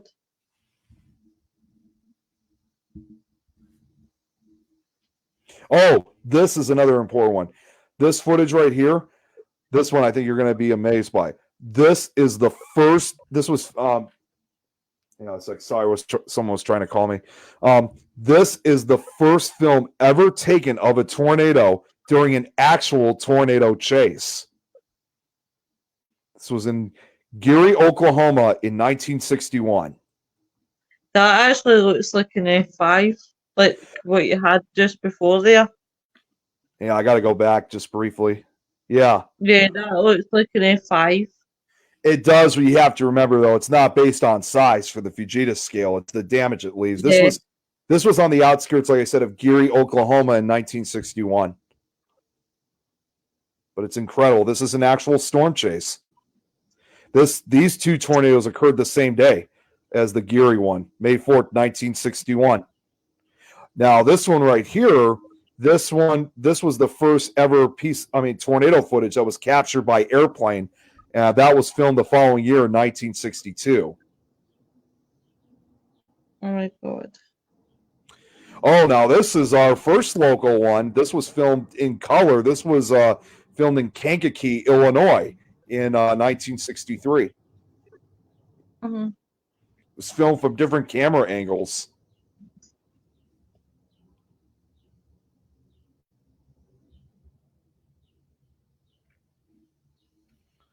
Oh my God. Just unbelievable. I don't know how they were able to film all this. I really don't. Oh, the next clip that's going to follow, I just got a few more things I'm going to point out, and then I'll let the rest of the film do the talking. This next clip, this one right here has sound in it. Before I play it, this was the first ever tornado film or video of any kind that used live synchronized sound. And this was filmed just 10 years earlier in April of 1964 in Wichita Falls, Texas. And this was another F5 tornado, believe it or not. And for several years, this was the only tornado video that had sound in it. God. Can't hear it. You will in a second. Oops, sorry. Oh.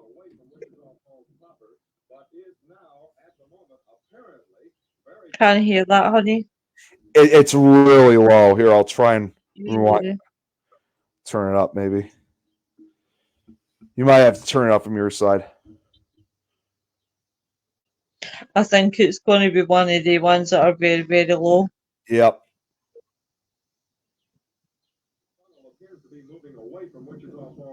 Oh, I can hear it now.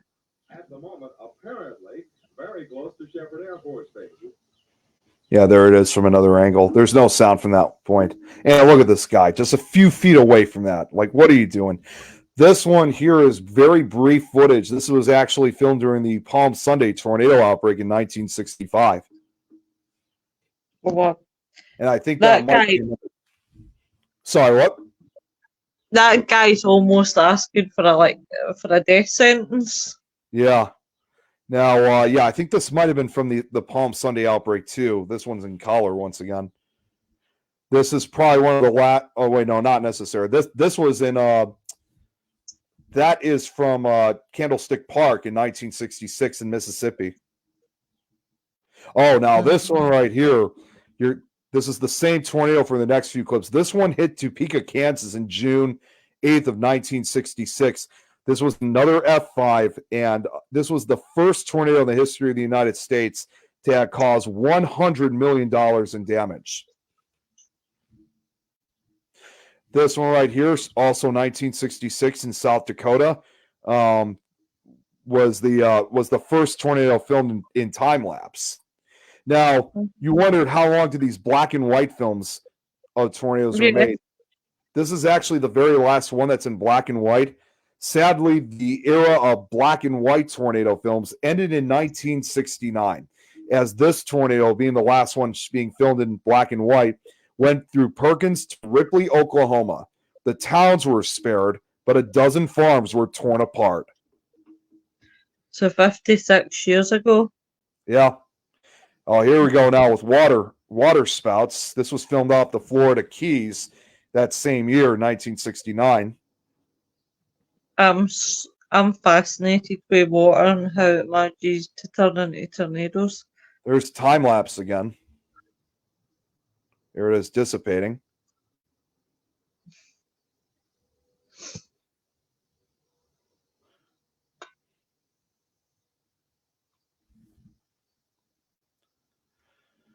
Oh, now we got dust devils.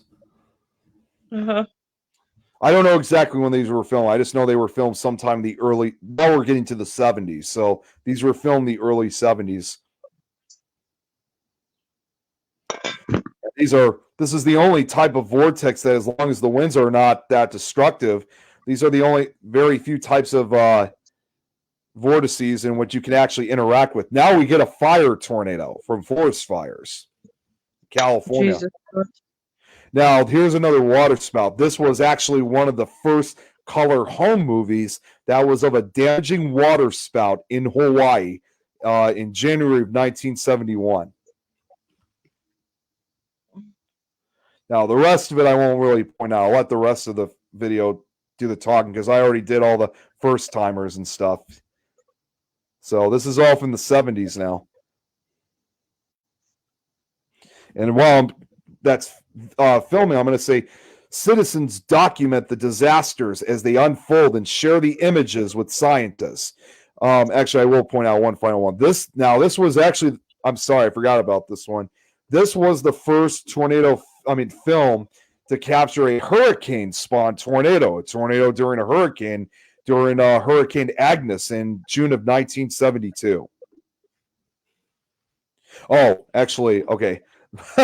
This one right here, this is of Union City, Oklahoma in 1973. This was the first one that really got a lot of observation throughout its lifetime and inspired the radar images. Here it is when it roped out.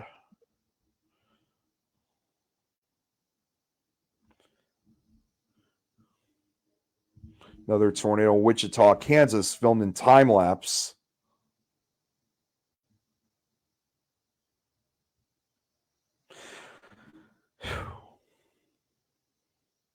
It's pretty impressive footage, isn't it? It really, really is. I'm memorized by it.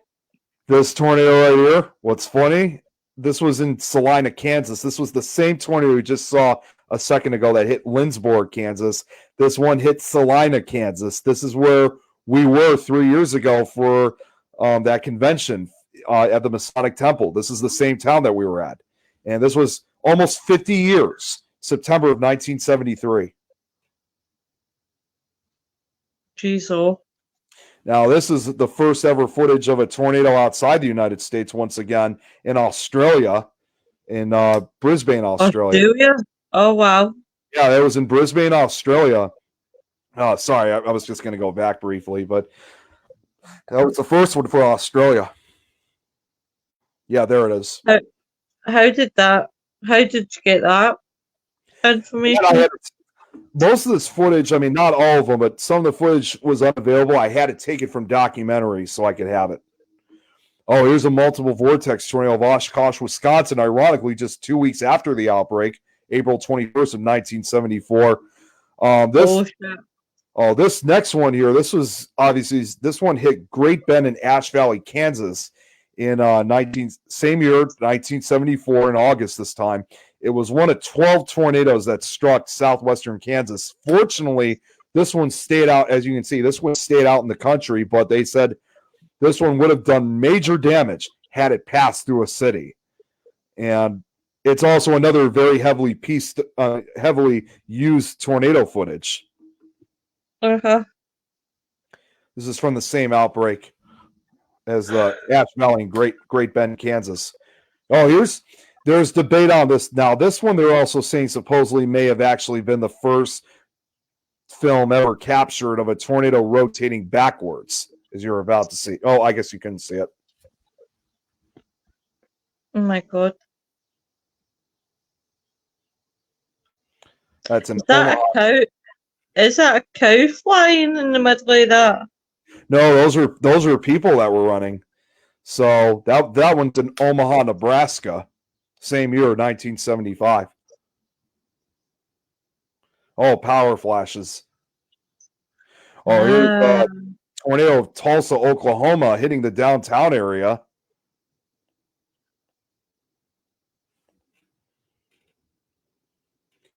Cabin, Arkansas.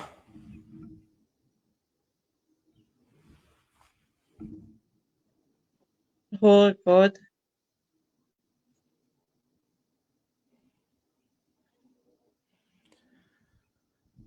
It's in Oklahoma once again. And I think that might be Waukita in 1976.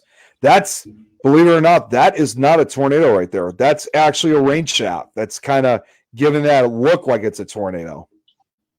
I actually thought it was a tornado. It looks like it, but it's not.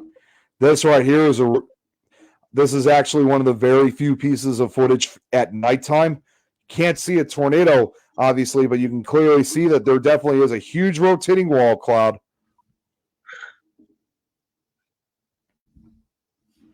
Oh, this one was down in Sedoris, Illinois, which is further downstate. Oh, this one. This is this was Jordan, Iowa in June of 1976. Fujita studied this one. He said this was another one of the most violent tornadoes he ever studied. This was another F5. I And was that- going to say that. It looked like an F5. Yeah. Now this is the same. This is I'm gonna go back. This is the and not this one. That black one you just saw. This was actually spawned by the same. This was another anticyclonic tornado. This is another anticyclonic spawned by the same storm that spawned the Jordan tornado. And I believe that might be the Jordan tornado right there. So there's actually two tornadoes on the ground. Oh. You can see the rotations going different. Yeah. Now, this footage right here, this is probably the one piece of footage that was filmed that was in close proximity to where I live. This was in Lamont, Illinois, and it occurred, ironically enough, the same day as the Jordan tornado. So this is the closest that's ever been filmed to my area. This was an F4 in this case. That's And horrible. Lamont is only about like 40 minutes away from me. Jeez, Nick, that's not even that far. It's not. Okay, we're getting close now. Oh, right here. This small tornado, which was filmed in Piedmont, Oklahoma in 1978, this was said to be the first ever captured on videotape. So there's sound to it. It's very brief, but try to hear it for yourself. Here, I'll rewind it once You again. can't hear it. Can't hear anything, Nick. Give it a second.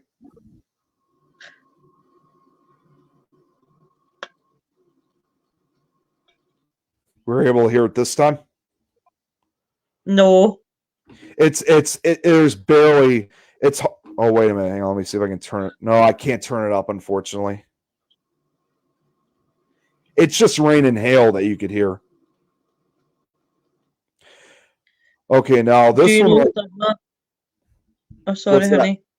Oh, I was going to say now this footage right here. This was filmed actually on the Maryland-Delaware border, same year in December of 1978. This was said to be the first land spout captured on film. Oh, now here's Seymour, Texas in April of 1979. We're almost done with the video, about more than halfway Oh. through.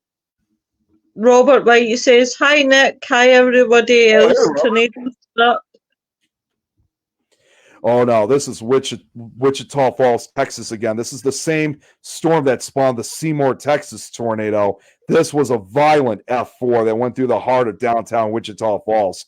That day actually became known as Terrible Tuesday. Oh my God! Look at it as well. Look how black it is. It's a wedge. Oh, Oriental, Oklahoma. Multiple vortices again. I can imagine it looking like, honestly, like a really, really dark night when a tornado hits. Here, I'm just going to go back for a sec. Look at this video. Not this one. This was taken in Cheyenne, Wyoming, same year in 1979. This was the first video to get national attention. Look at that lightning bolt. Look at this lightning bolt that strikes right next to it. I Holy know. cow. It's an I was F5. going to say, holy shit. Believe it or not, this is an F5. It tragically killed a child, in fact, but it destroyed over Oh, 500. yeah. It destroyed over 500 homes. And I don't know if you're going to hear this one. This next video after that had sound in it. So let me play it again. If you could hear it. Not this one.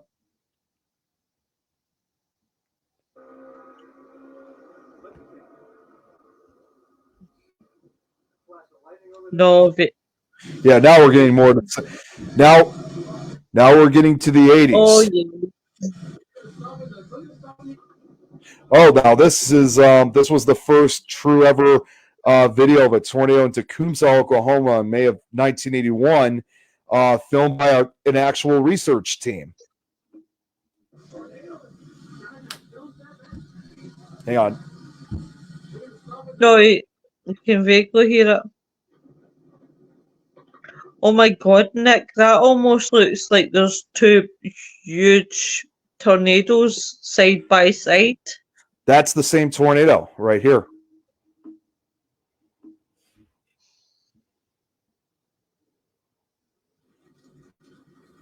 Same one. Jesus Christ. Oh, now this one right here. This is one that hit Cordell, Oklahoma a few days later, and you're going to find this hard to believe. This tornado has actually been called the Wizard of Oz tornado. You'll see in a second.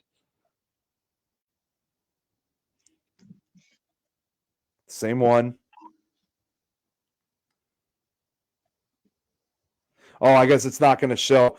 It makes this huge curve that resembles the tornado from the Wizard of Oz. It's been years since I've seen the Wizard of Oz. Oh, now this is the same. This was the same day. This was in Alfalfa, Oklahoma, and this is where an air rocket probe was actually trying to be launched into the tornado itself. Unfortunately, the rocket missed and the data was lost. Oh my god.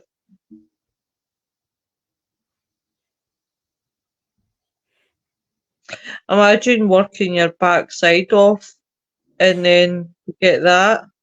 Yeah. Oh, that's the tornado. That's the tornado. They were trying to fire the rocket into it. A rocket? Yeah, look at that. Oh, missed. Oh, Now- wow. Now, this is again the same day, the same thunderstorm that produced the Alfalfa tornado, that larger stovepipe one, that was actually a second tornado. The same thunderstorm that produced the two tornadoes also spawned this incredible mile-wide F4 tornado in Binger, Oklahoma.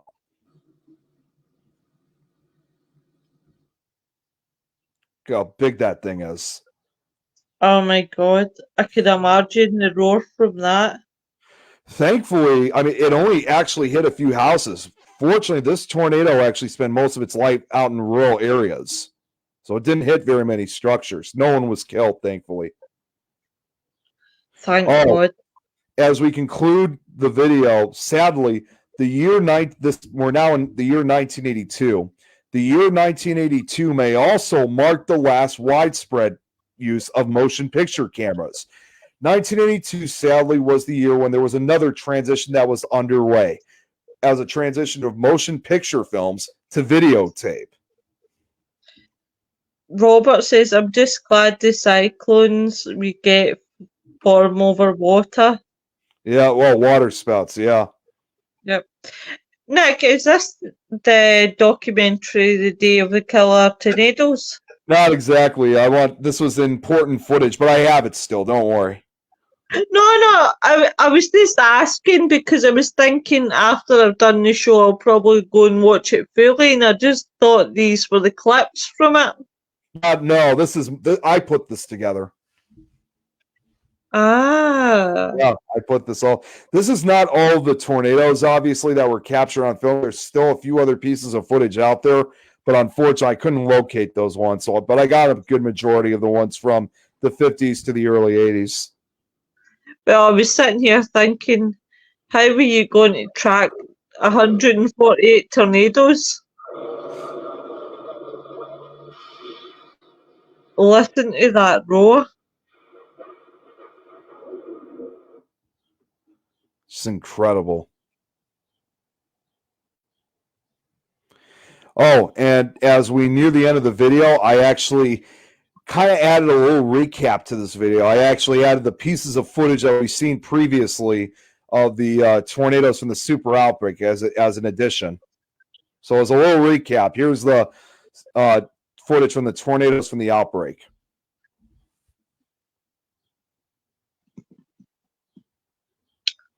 That definitely looks like a really like there's 3 of them. You know, it's just amazing, you know, that there were all these different tornadoes and, you know, different vortices, you know, rotating around, you know, in some of these films. And yeah, as you can see, they capture all this stuff on actual movie cameras. Now I'm going to point out back then. Yeah. Now I'm going to point out one final thing, you know, as we get close to the end. We see all these different film footage. I mean, different film footages, but there's one film. It's going to be the very last one that's going to show up. It'll show up in just a moment. Oh. So I think we're getting to it.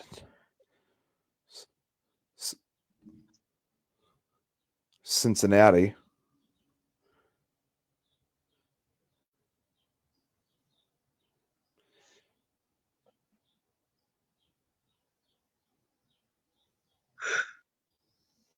So one film in particular that's about to show up of Xenia, Ohio, as a reminder, was taken by a 16-year-old Bruce Boyd. He filmed the tornado as it was just beginning a 32-mile path through the heart of his hometown. So he's a very brave boy. Well, and what Fujita did was that frame by frame, Fujita studies the film and can see it had multiple vortices, twin suction vortices, in fact. It showed a very tiny suction vortex within it revolving around about the parent tornadoes. They certainly saw evidence of these suction vortices in most of the tornadoes. Fujita's discoveries are revolutionary. His research brings about the development of new technology and communication systems. These developments lead to faster ways to predict tornadoes and ultimately save lives. So, Fujita's... Oh, I'm sorry. What were you going to say?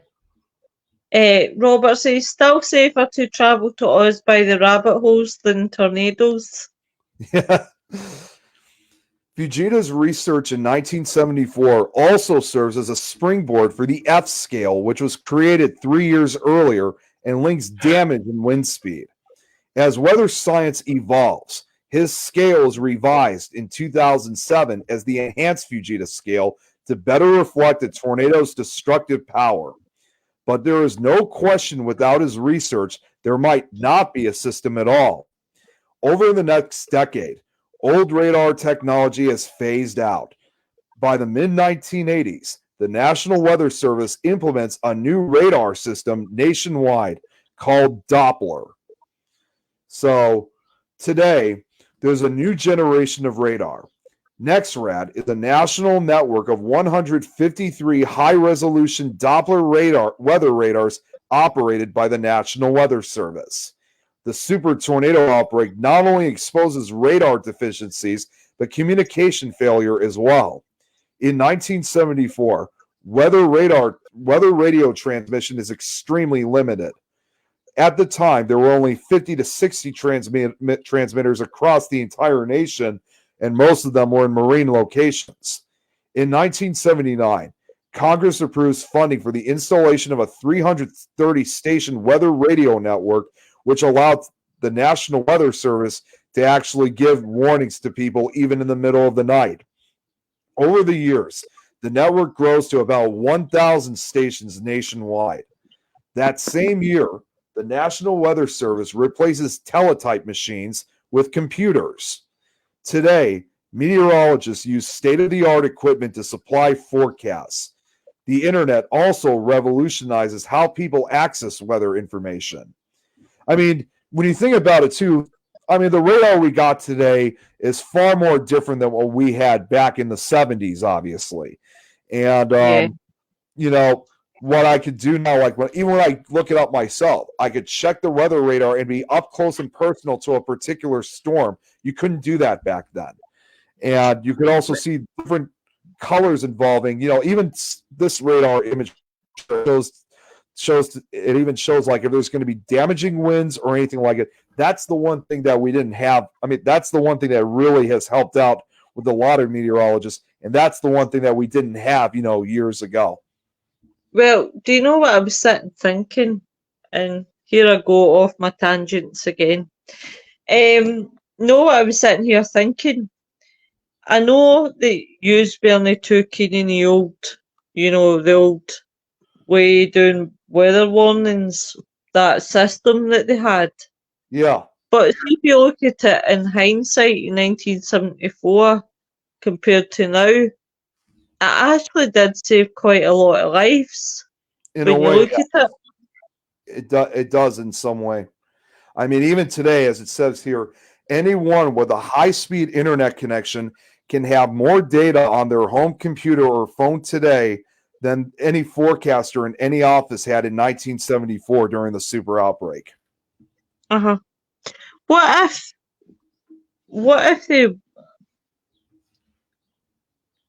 if they worked on it to improve it, but still used the same system as 74? What I mean is, when you look at the internet system, right? Back then, when you used the internet, only one person could use it at a time. You know, when you picked up your phone, it disconnected, like whoever was on the internet. And as time and as years grew, that's when the internet started to get big, if that makes sense. Well, believe it or not, there actually are forecasters even today that still sometimes prefer doing it the old-fashioned way. They sometimes don't always do it with the radar. Sometimes they still do it on paper. So it's never really completely died out. I mean, yes, we prefer the we prefer a lot of the newer stuff, but sometimes the old-fashioned stuff, if used correctly, can still work. Yeah. I mean, it says these advances, it even says these advances in technology and communications have clear result. The average warning time, lead time for tornadoes increases to 13 minutes. Most tornadoes were on the ground before weather forecasters had a warning out in 1974. To go from having no warning at ground zero in 1974 to having minutes and lead time to the very first touchdown of a tornado is just phenomenal. Yeah. So advanced warnings saved lives. Of course, it should be noted, I'm going to bring this up too. Annual death tolls in the triple digits were more common in the 1950s and earlier. In recent years, it's been closer to 60 fatalities per year. Now, I'm just going to throw this out before we end things and before I show the film. But in 2011, the country's preparedness would be tested by another deadly outbreak. So I'm going to keeping this real short. In April 2011, a deadly tornado outbreak hits the U.S. and tests the technological innovations that resulted from the 1974 super outbreak. And here's a radar image of this outbreak.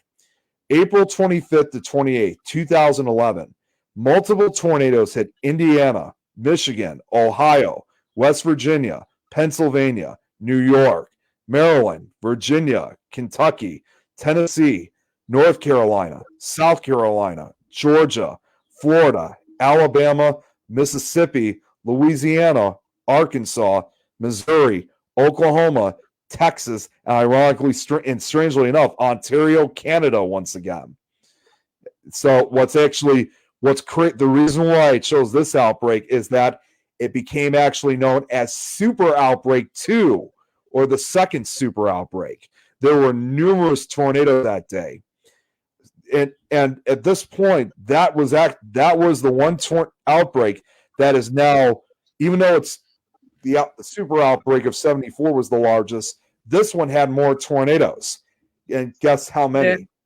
360 tornadoes including 22 EF3s, 11 EF4s, and 4 EF5s, break out, which partially replaced the 1974 outbreak as the largest tornado outbreak in history.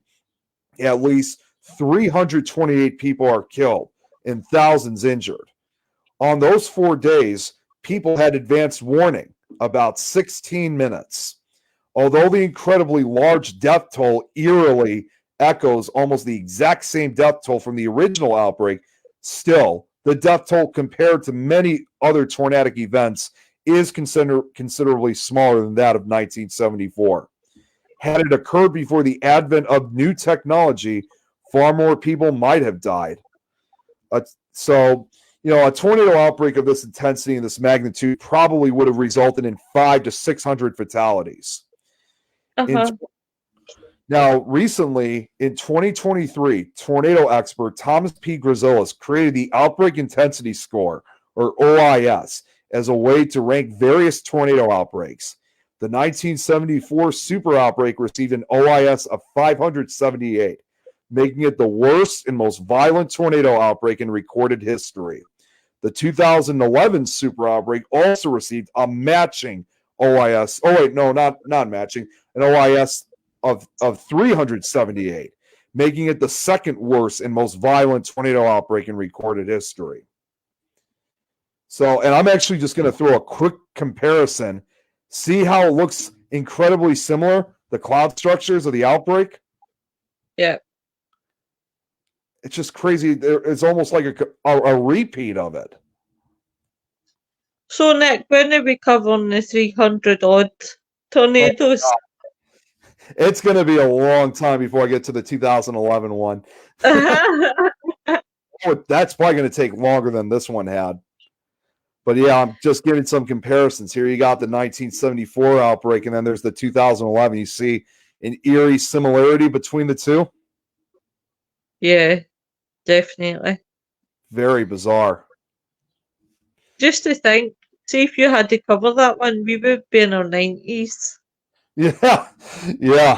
And I actually remember this. I actually remember watching some of these tornadoes live from 2011. I remember it clear like yesterday. Following the 1974 outbreak, NOAA attempted to implement an expansion of its weather radio, believing it would prevent the same devastating destruction in the event of another natural disaster. Unfortunately, the weather radio system received little attention throughout the 1970s and 80s. The National Weather Service lacked funds and staff, leaving many cities to their own devices when it came to tornado preparedness. However, in this case, Xenia took it upon itself to ensure that in the event of another tornado, its citizens would be ready. Before the 1974 storm, the city had no sirens. After the F5 tornado hit on April 3rd, 1974, 10 sirens were installed across the area. Churches and schools have been constructed to resist tornado winds. State laws put in place after the 1974 super outbreak require school districts have tornado drills and teach children what to do in the event of a tornado. Every building is required to have a clearly marked tornado shelter, and employees are required to know the proper actions to take during an emergency. Many of the buildings that were rebuilt immediately following the tornado took on the appearance of concrete fortresses, focusing on safety rather than aesthetic. The Ohio Committee for Severe Weather Awareness, OCSWA, was established in 1978 with the mission of educating Ohioans about the natural disasters that typically affect the state. Every spring, the OCSWA hosts Spring Severe Weather Awareness Week, which encourages schools and families to openly discuss disaster plans. Additionally, there is a statewide tornado drill held on the Wednesday of that week. In the state of Ohio, principals of local schools are required to ensure that students receive routine emergency protocol training 6 times per school year.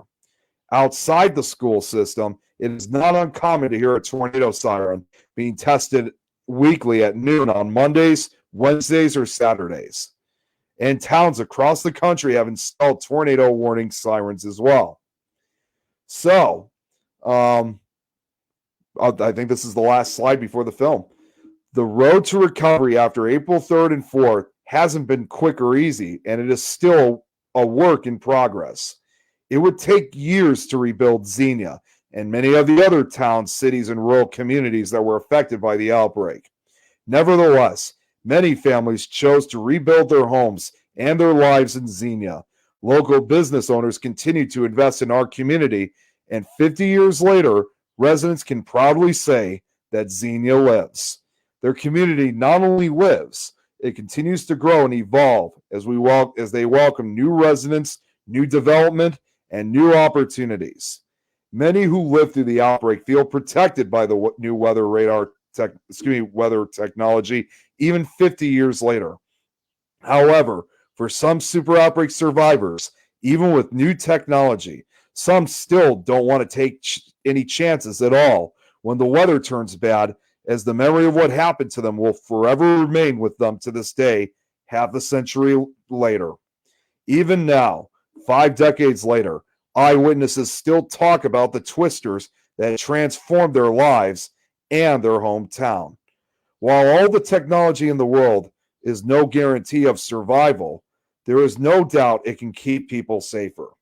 The more information you have, the better decisions you can make, and the better you can keep yourself, your family, friends, and your loved ones safe. And that is officially it of the slideshow.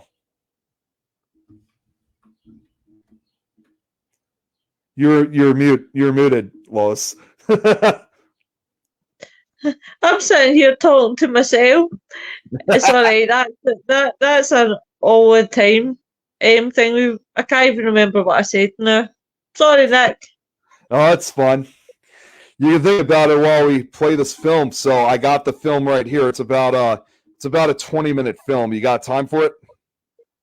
Oh, I've always got time. You know me. All right. Well, let's do this, and we'll be officially done. Here it is. Here, I'll give it a second. And there is sound, obviously, in this. So let me know if you could hear it.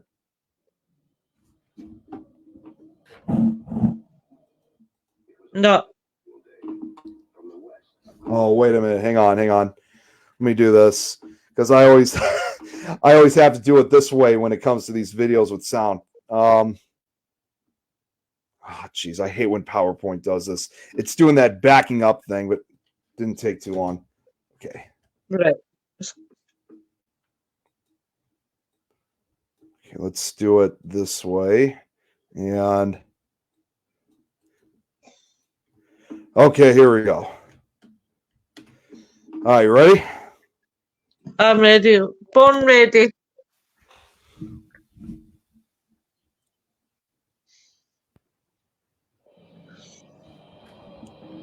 Can hear it. It was a most unusual day. From the west, a cold front, riding in high on the jet stream. You hear it now? From the Gulf of Mexico, Yeah. a mass of moist, warm, unstable air heading northward. And when they collided, it became the day of the killer tornadoes.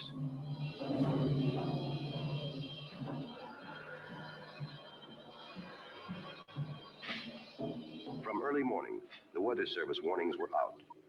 From the Gulf to the Canadian border. Tornado watch for this area has now been changed to tornado warning. At 9:30 in the morning, the first tornado touches down in an open field in Indiana. By early afternoon, as the turbulence grows, the watches and warnings are coming thick and fast. Tornadoes are hitting Tennessee, Georgia, Ohio, 2 in Illinois, 2 more in Indiana. Another sighted near Ogdensburg, Kentucky, heading toward Brandenburg, a sleepy little river town 25 miles southwest of Louisville. At the radio station, just west of town, announcer Bill Byrne receives a telephone call, telling him of its coming.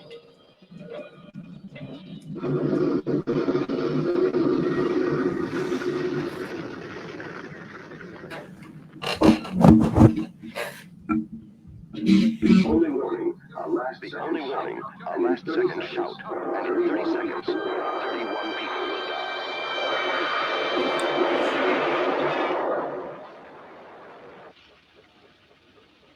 In Louisville, upriver, an alarm sounds in the newsroom at WHAS, the local emergency broadcast station.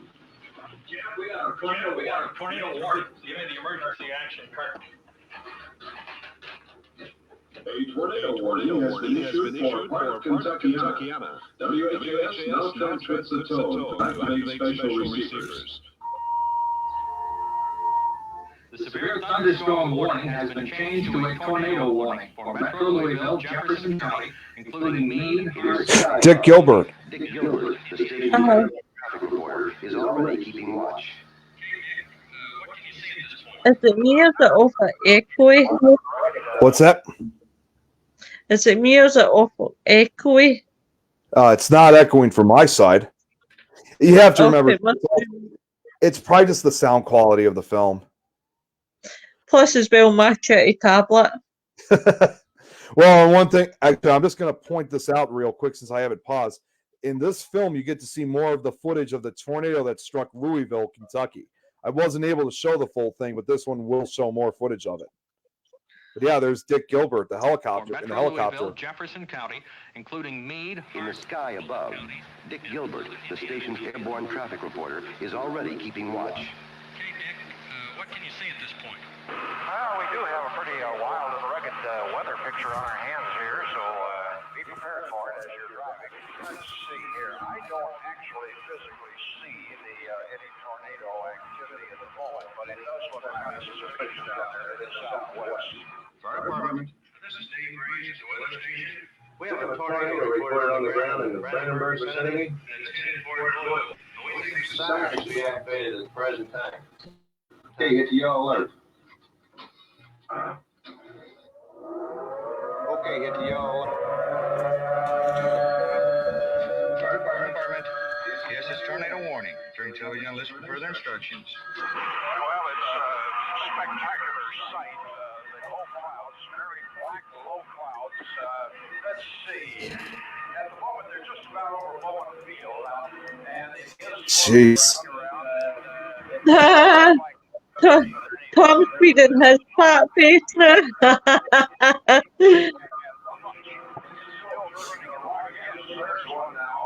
Okay, John Burke is on the phone at this time. Oh, there's that eerie recording of John Burke. Here comes the wind. I know, wasn't it? Just like the How high is the wind speed at this time? There's 50 right there. My golly, the whole thing's going, yeah, I'm going, good. Here's the footage. The huge funnel touches down at the state fairgrounds south of the city, then heads direct for downtown. WHAS TV. Head cameraman Bert Groman grabs his camera and runs for the roof.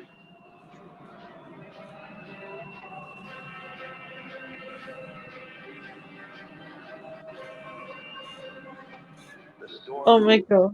just east of the central business district of Louisville, then swings northeast and begins smashing the suburbs. 90 miles northeast at the Cincinnati airport.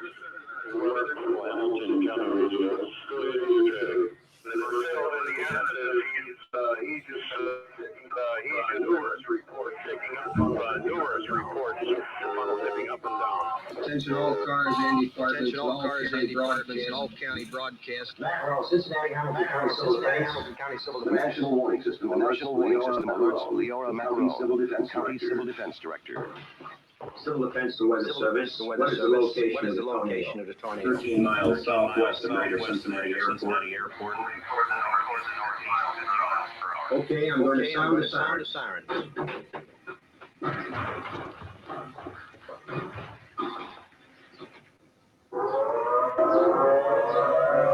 Is this a test? What's the matter with the sirens? Are they stuck? What do we have to do to get these damn sirens turned on? This is not a test. This is an For the first time in 17 years, the civil defense sirens are sounding in earnest. At WCKY, the local emergency broadcast station. The National Weather Service says it has sighted a tornado near the Greater Cincinnati Airport. Here is the National Weather Service with the latest report. It is funnel cloud. It looks to be about 200 feet off. No gravity touches the ground. Cincinnati. Heading directly toward Oh, the roar and the tornado. Yeah. Side of the city and through the northwest side of the city. Quickly, the Emergency Operating Center is manned by Civil Defense and members of the Hamilton County Disaster Council, representing police, fire, sheriff's office, rescue, the Red Cross, the Greater Cincinnati Hospital Association, and the Academy of Medicine. Attention all emergency departments, this station on emergency traffic only. Get with emergency, go ahead. We are responding to tornado. Jeez. I know, I'm listening to it, it's kind of like, oh my god. Just west of Cincinnati, roars on through Hamilton County.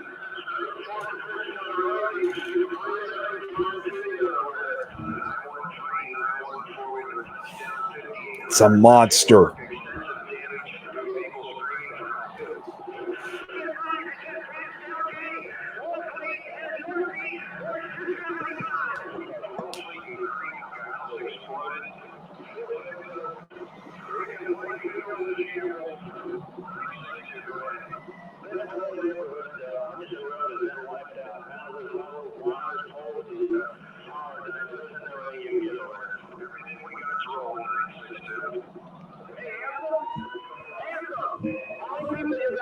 And look at them carrying the bodies again. Yeah.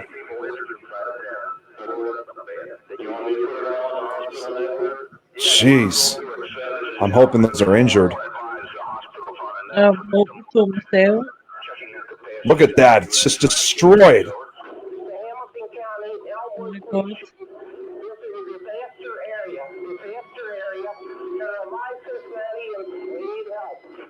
They also have the same problem, Elmwood. We're trying to see what we can do for you.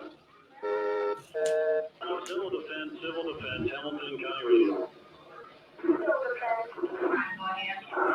See, Elmwood is requesting all possible assistance to kick in right there. They advise that their city is now a disaster.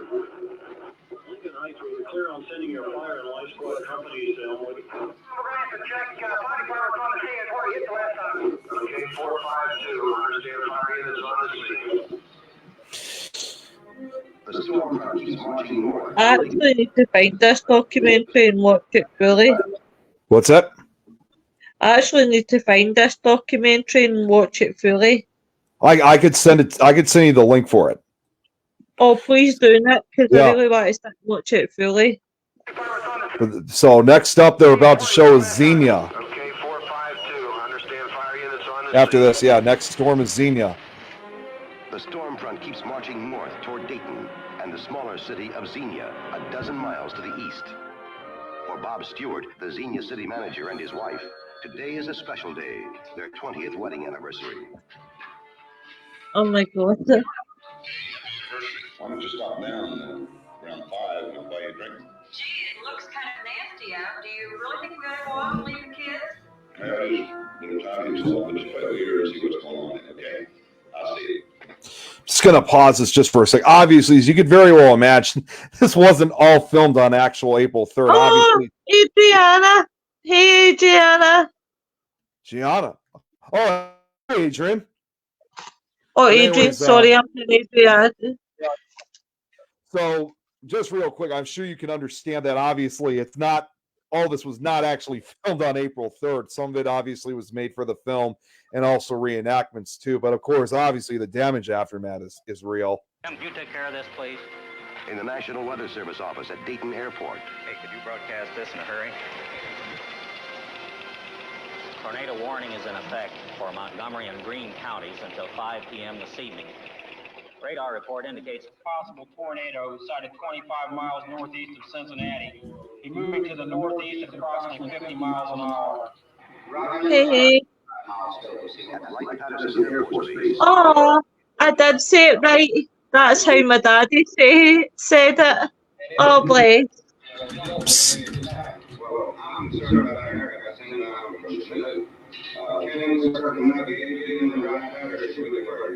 In the newsroom at Station Oh, WHIO, I'm actually gonna, Gil Whitney. let me just pause this one final time. They talked about Light Patterson Air Force Base, right? Aye. I've never really talked about this very often, but if I'm correct, I hope I'm saying it correctly. My dad was actually near Patterson Air Force Base just the year before the outbreak in 1973. So I often think to myself, what could have happened if he was in near Light-Patterson Air Force Base a year later. So it's definitely a scary thought to know that my dad was at nearby this area. Is watching his radar. That's what I think it is. We better do something about it. Cameras to the studio. Cameras to the studio. Prepare for weather set. Prepare weather set. Here's a weather bulletin from WHIO's Insta Weather Radar station. Insta Weather Radar now shows a tornado developing in northeastern Warren County. Let's take a look at it. At 50 miles, the tornado is indicated by that strong echo to the southeast corner of the center of the screen. That familiar 6-hook now developing off the bottom of that tornado, that thunderstorm rather. The track apparently is taking it from northeastern Warren County to southeastern Montgomery County into central Greene County. At Centerville Police Station, 10 miles south of Dayton. Units are found a funnel cloud sighted in the south part of the township. Start running your sirens and your loudspeakers. Attention all fire departments, agencies in Montgomery County. A funnel cloud has been spotted in Morrison Township, Montgomery County. At Miami Valley Disaster Service in Dayton, the director, Dick Burrows, picks up the message. Centerville Police Department, this is Sloan.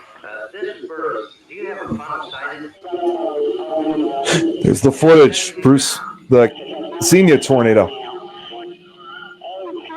Oh, God. Unfortunately.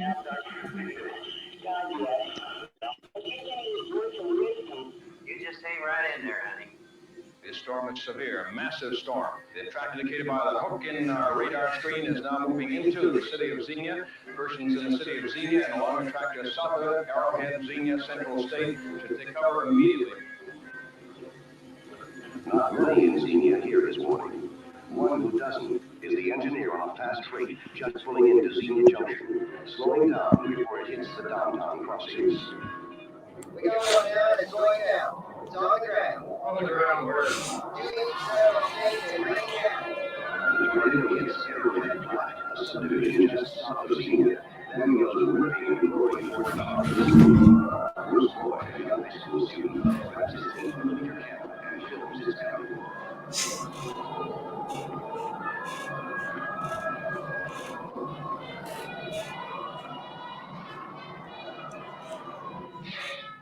At City Hall.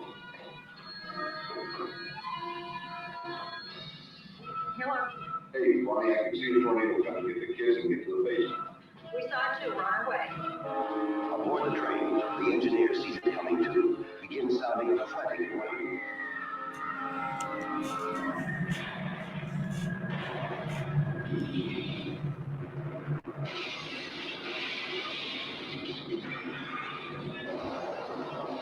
Oh, God.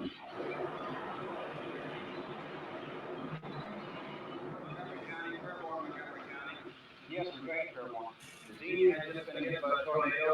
The place is torn to pieces. They're asking for fire equipment, police equipment, and ambulances. At Light-Patterson Field, Keith, activate the dispatch preparedness center. in minutes, an emergency medical convoy is assembling outside the base hospital, and the heavy construction battalion is also being dispatched to Xenia. Attention box 21. Attention box 21. Code 400. Xenia's rescue squads are rallying, and in nearby Dayton, the crack volunteer rescue group known as Box 21 is also responding to the alarm. 1658, KJ5.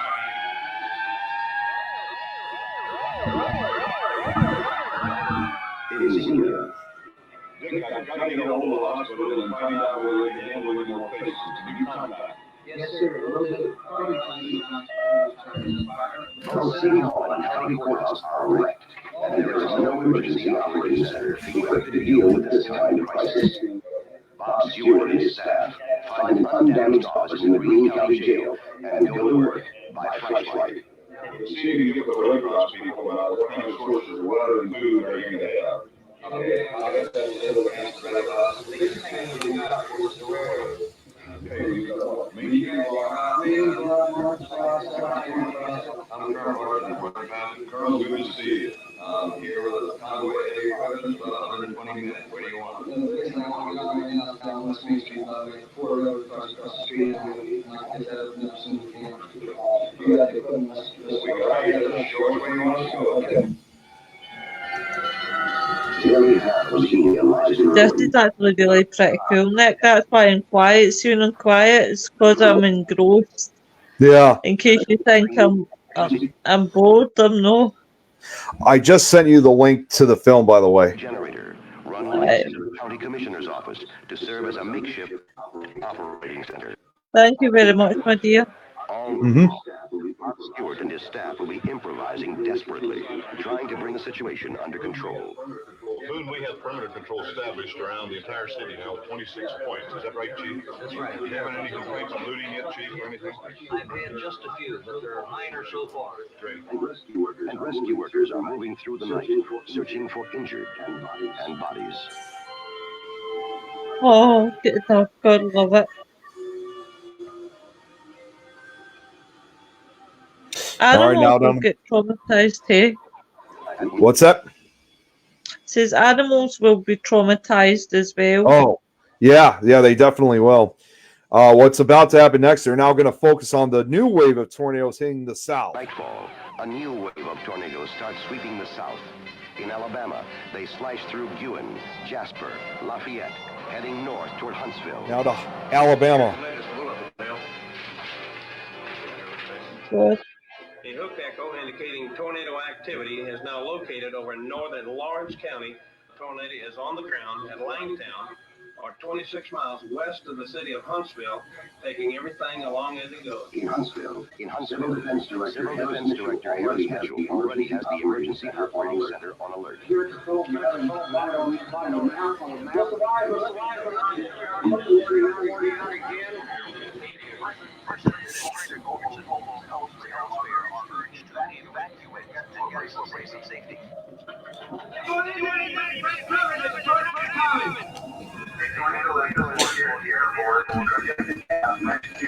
Just so you know, the tornado they're talking about right now is the first F5 tornado that strikes Tanner and Harvest. The two tornadoes struck. Talking about the first one right now. Put it in the Harvest, Tony, Meridianville, Hazel Green areas of the county. We got a spot headed our way. This thing is probably up above Harvest. Now you can see it when the clouds flash. It is now. Here goes 41 Huntsville. Yeah, but this tornado, it's almost on top. Think about it for right now. The first touchdown comes at Harvest, a small crossroads community west of the city. Completely gone, and then there's 3 more brick houses here completely gone. I don't know whether people at home or not. I can't find anybody out here. Here comes the second one. Oh, wait. Small children. Actually, sorry, I just had to. What you're about to hear about is actually really tragic of what they find community west of the city. after this part. 3 more brick houses here completely gone. I don't know whether people at home or not. I can't find anybody out here. The searchers find 3 victims, a mother and her 2 small children. Their bodies blown and tumbled a quarter mile through the muddy fields. A grieving father, still alive, but with a broken back. Mother and 3 small children, 2 small children killed. There's the second tornado. Here's the second one. A second twister has cut through the Harvest area, right on the heels of the As Adriana says, that has to be scary to be responsible for so many lives like that. Yeah. The injured begin pouring into Huntsville Hospital. Agnew Ambulance Service has just asked other ambulances in surrounding communities to come and give assistance. All available ambulances in Huntsville are now dispatched to the tornado scenes. They need your help. Soon, blood supplies begin to run low. We're running out of O positive and O negative. How many O negative you need? Huntsville Hospital is running dangerously low on their supply of blood. The Red Cross is opening their blood center. They ask that blood donors report to 701 Andrew Jackson Way immediately. We need some help up here. We had 4 different tornadoes hit us and another one on the way. Can you send us up some blood highway patrol? At 10:50, Huntsville. Directly asked. Well, let's get out of here.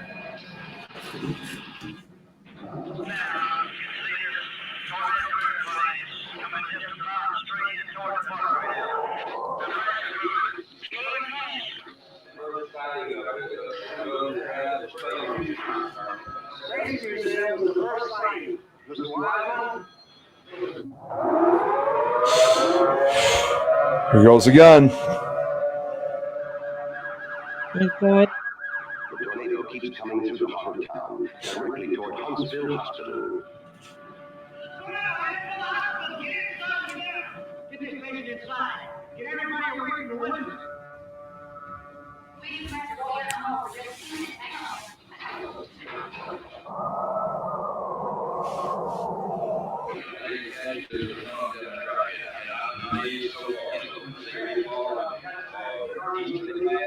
Toward Parkway City Shopping Center. Some ran all still on the run.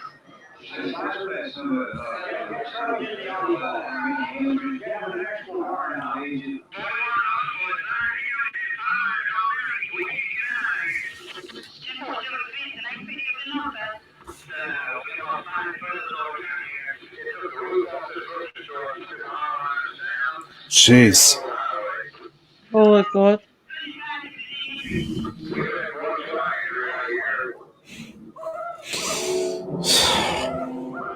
Dog's trapped in the truck. Oh my God, that's horrible. Oh, it's Brandenburg. It looked like this in the morning. It's Brandenburg, Kentucky. That will be the understatement of the year. Look at the destruction. 100,000 tons of bombs dropping, wind blowing everywhere in the world so strong, you could tell what was going on. And then I heard a roll noise, and I saw what I thought to be smoke and stuff coming up over the hill, but it was a black cloud of wind, dirt, and everything coming up over the hill. And my little grandson asked me what it was, and I told him I thought it sounded like a train, but I knew it wasn't. And it just hit, and that's it. Oh, jeez. It's Huntsville. I know, this was good. Destruction. Louisville. Senior, miles of sheer destruction and stunned survivors still in shock.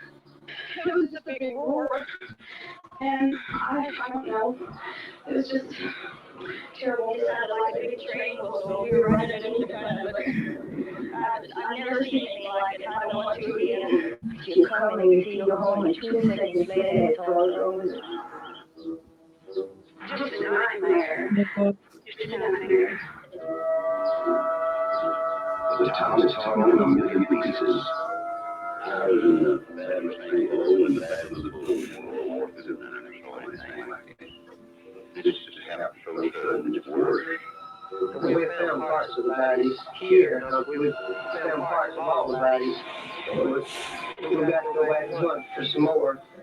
A million pieces and problems to match. Bodies still being pulled from the wreckage. Gas mains burning. Water lines broken. The train wreck still blocking some of the rescue routes. As worse, snow and cold. National Guardsmen patrolling the streets use burning oil drums to warm their hands. One explodes. Oh my God, look at that. That was the 2 Ohio National Guardsmen that were killed. This is what tornado winds can do. Wow. Holy crap. Look at that. Oh, look at a card in the middle of wood and paled. And this. This is Wilson. Could you tell us what Texas told them. A mess. One big super colossal mess. Could you describe some of it for us? Some of the things? Well, chicken feathers in the skillet. Chicken feathers in a bowl that was in a refrigerator with a lid on it. Where did the chicken come from? From a chicken farm just below us down here. They had quite a number of chickens, and we got quite a number of feathers.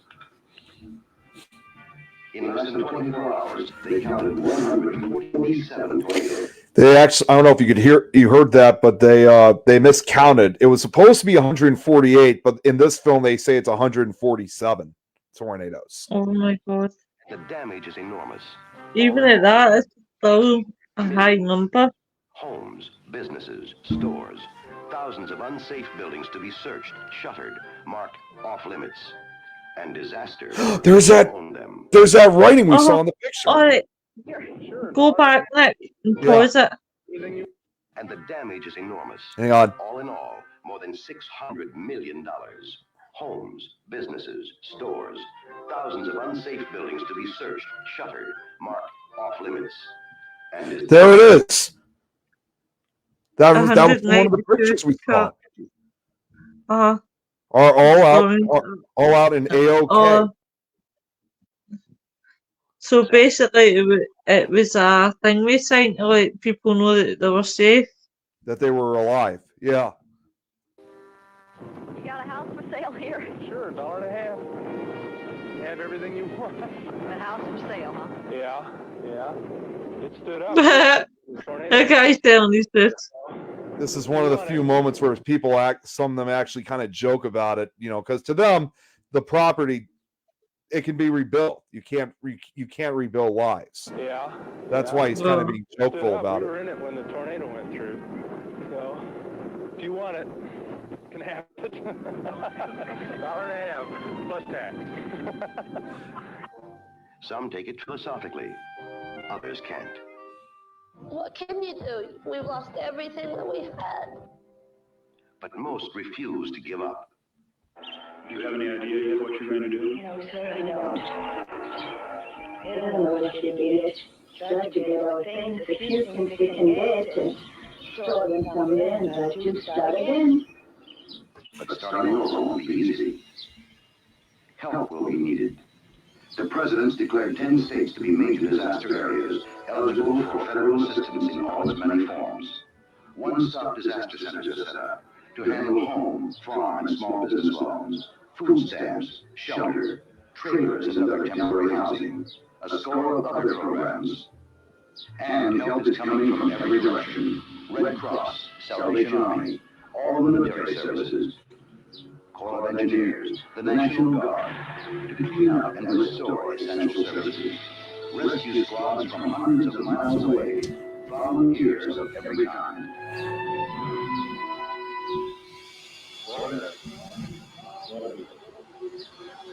Well, you know, we're kind of it's just too bad. I mean, all of us are mighty people. I feel so sorry for them. But I will say one thing: the neighbors and the people have been outstanding, really outstanding. Well, I'll tell you, restored my faith in mankind with everybody. There's always so much talk about people that don't care about each other. No way. There's no way. You people over here, you bust their backs, money, anything you want. If I took all the offer that people gave me, I'd be a millionaire. April 3rd, 1974, the day of the killer tornadoes. They killed 307 people in 11 states and 8 more in Canada. In Brandenburg, with no sirens, no weather wire, 31 dead. In Xenia, 33. In Louisville, Cincinnati, Huntsville, the story was different. They had warning, planning, emergency operating centers. And Hamilton County around Cincinnati lost only 4 lives. Louisville, 3. Huntsville, none at all. Was it just luck? Coincidence? Well, quite possibly it was. But warning can save lives. And that was another day when civil defense paid off. And the people who lived through it will never forget.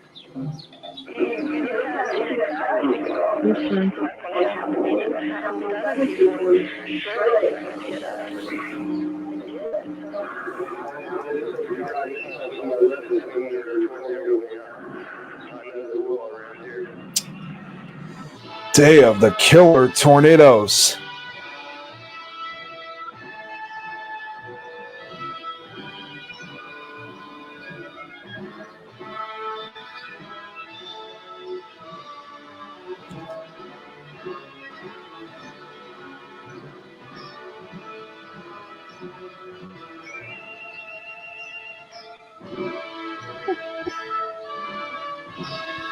I'm going to go and watch that now. And that is officially it. We made it. We're officially done. Even though it's this 2-hour special, I got to change that, but we are officially done with this. We're 20 minutes away from being 3 years online. Yeah, I know. Well, and I also just realized I think we're going over one of the other shows, which I'm just going to say right away. I do apologize that we are going over. I just wanted to finish this up once and for all. I didn't want to, because I need a break from doing this too. But we officially did it. We got it. We made it. So this is Nicky it. boy, you're keeping me at my bed at 1:45 in the morning. I'm only kidding. I've enjoyed that. But yeah, we do have to. But I just want to say, Lois, first off, thank you so much for being a part of this. This has definitely been a very special crossover for To the Grave and Back in Nick Files. Yeah, so it certainly has. It's 6 years relationship, you know. 6 weeks, you know. What date nights it's been. I just want to say thank you, Nick, for having me. It's been an absolute pleasure, and you've certainly taught me a lot. And I've took a lot for your episodes, and that means now, guys, I'm sacked. I've got my P45 and told out the door. But thank you, Nick. Yeah, no, seriously, thank you for coming on. I mean, with all seriousness. So, but I just want to say, after a slideshow like this, I need a break from this. So, with that being said, Nick Files, I originally said 2 weeks, but I'm actually going to make it. I'm going to extend it to 3 weeks. I'm going to take a 3-week break before I do the next episode. When I come back, it's just going to be me. So, because what I'm going to be covering next, which I've been trying to do for the last couple weeks, is I'm going to finally get back to focusing on cryptids, which I know you're kind of debatable about, but I'll still do it anyway. I must admit, cryptids is not my thing, so I'm not your woman. It's only going to be for a couple weeks, and then I'm going to get back to doing like haunted and historical locations again. So it's just, originally I thought about doing it earlier this year, but that was when I was on hiatus. And also, even though we're in the month of May now, well, almost into June, they're also kind of what I would consider the Halloween specials. But I'm willing to extend it beyond the Halloween season because there's actually cryptids I would like to cover for this upcoming October. So it's just good to get a head start nonetheless. Well, I can honestly say I can't help you in that situation. Natural disasters, serial killers, paranormal. Yeah, but cryptids, you've got no chance. It's the black sheep of the family for you. Oh yeah. If you want to see Bigfoot, I could show you my feet because they're size 10.5. Oh, it's so funny. But yeah, Lois, thanks again. Hopefully we can do it sometime in the near future. I know we will for Galveston, for later this year. Yeah. So but anyways, that's a date. But anyways, like I said, Nick Files will return in 3 weeks from now. Like I'm going to take this well-deserved break that I need. And like I said, I'll get back to doing cryptids then. As I always say right before I end things is that we'll see you guys obviously tomorrow afternoon for me for To the Grave and Back and Supernatural Talk. But if you'd rather wait for our next episode of Nick Files, I guess I'll see you guys in 3 weeks. So with that being said, you guys all have a great night. Thanks again. Bye. Bye, everyone.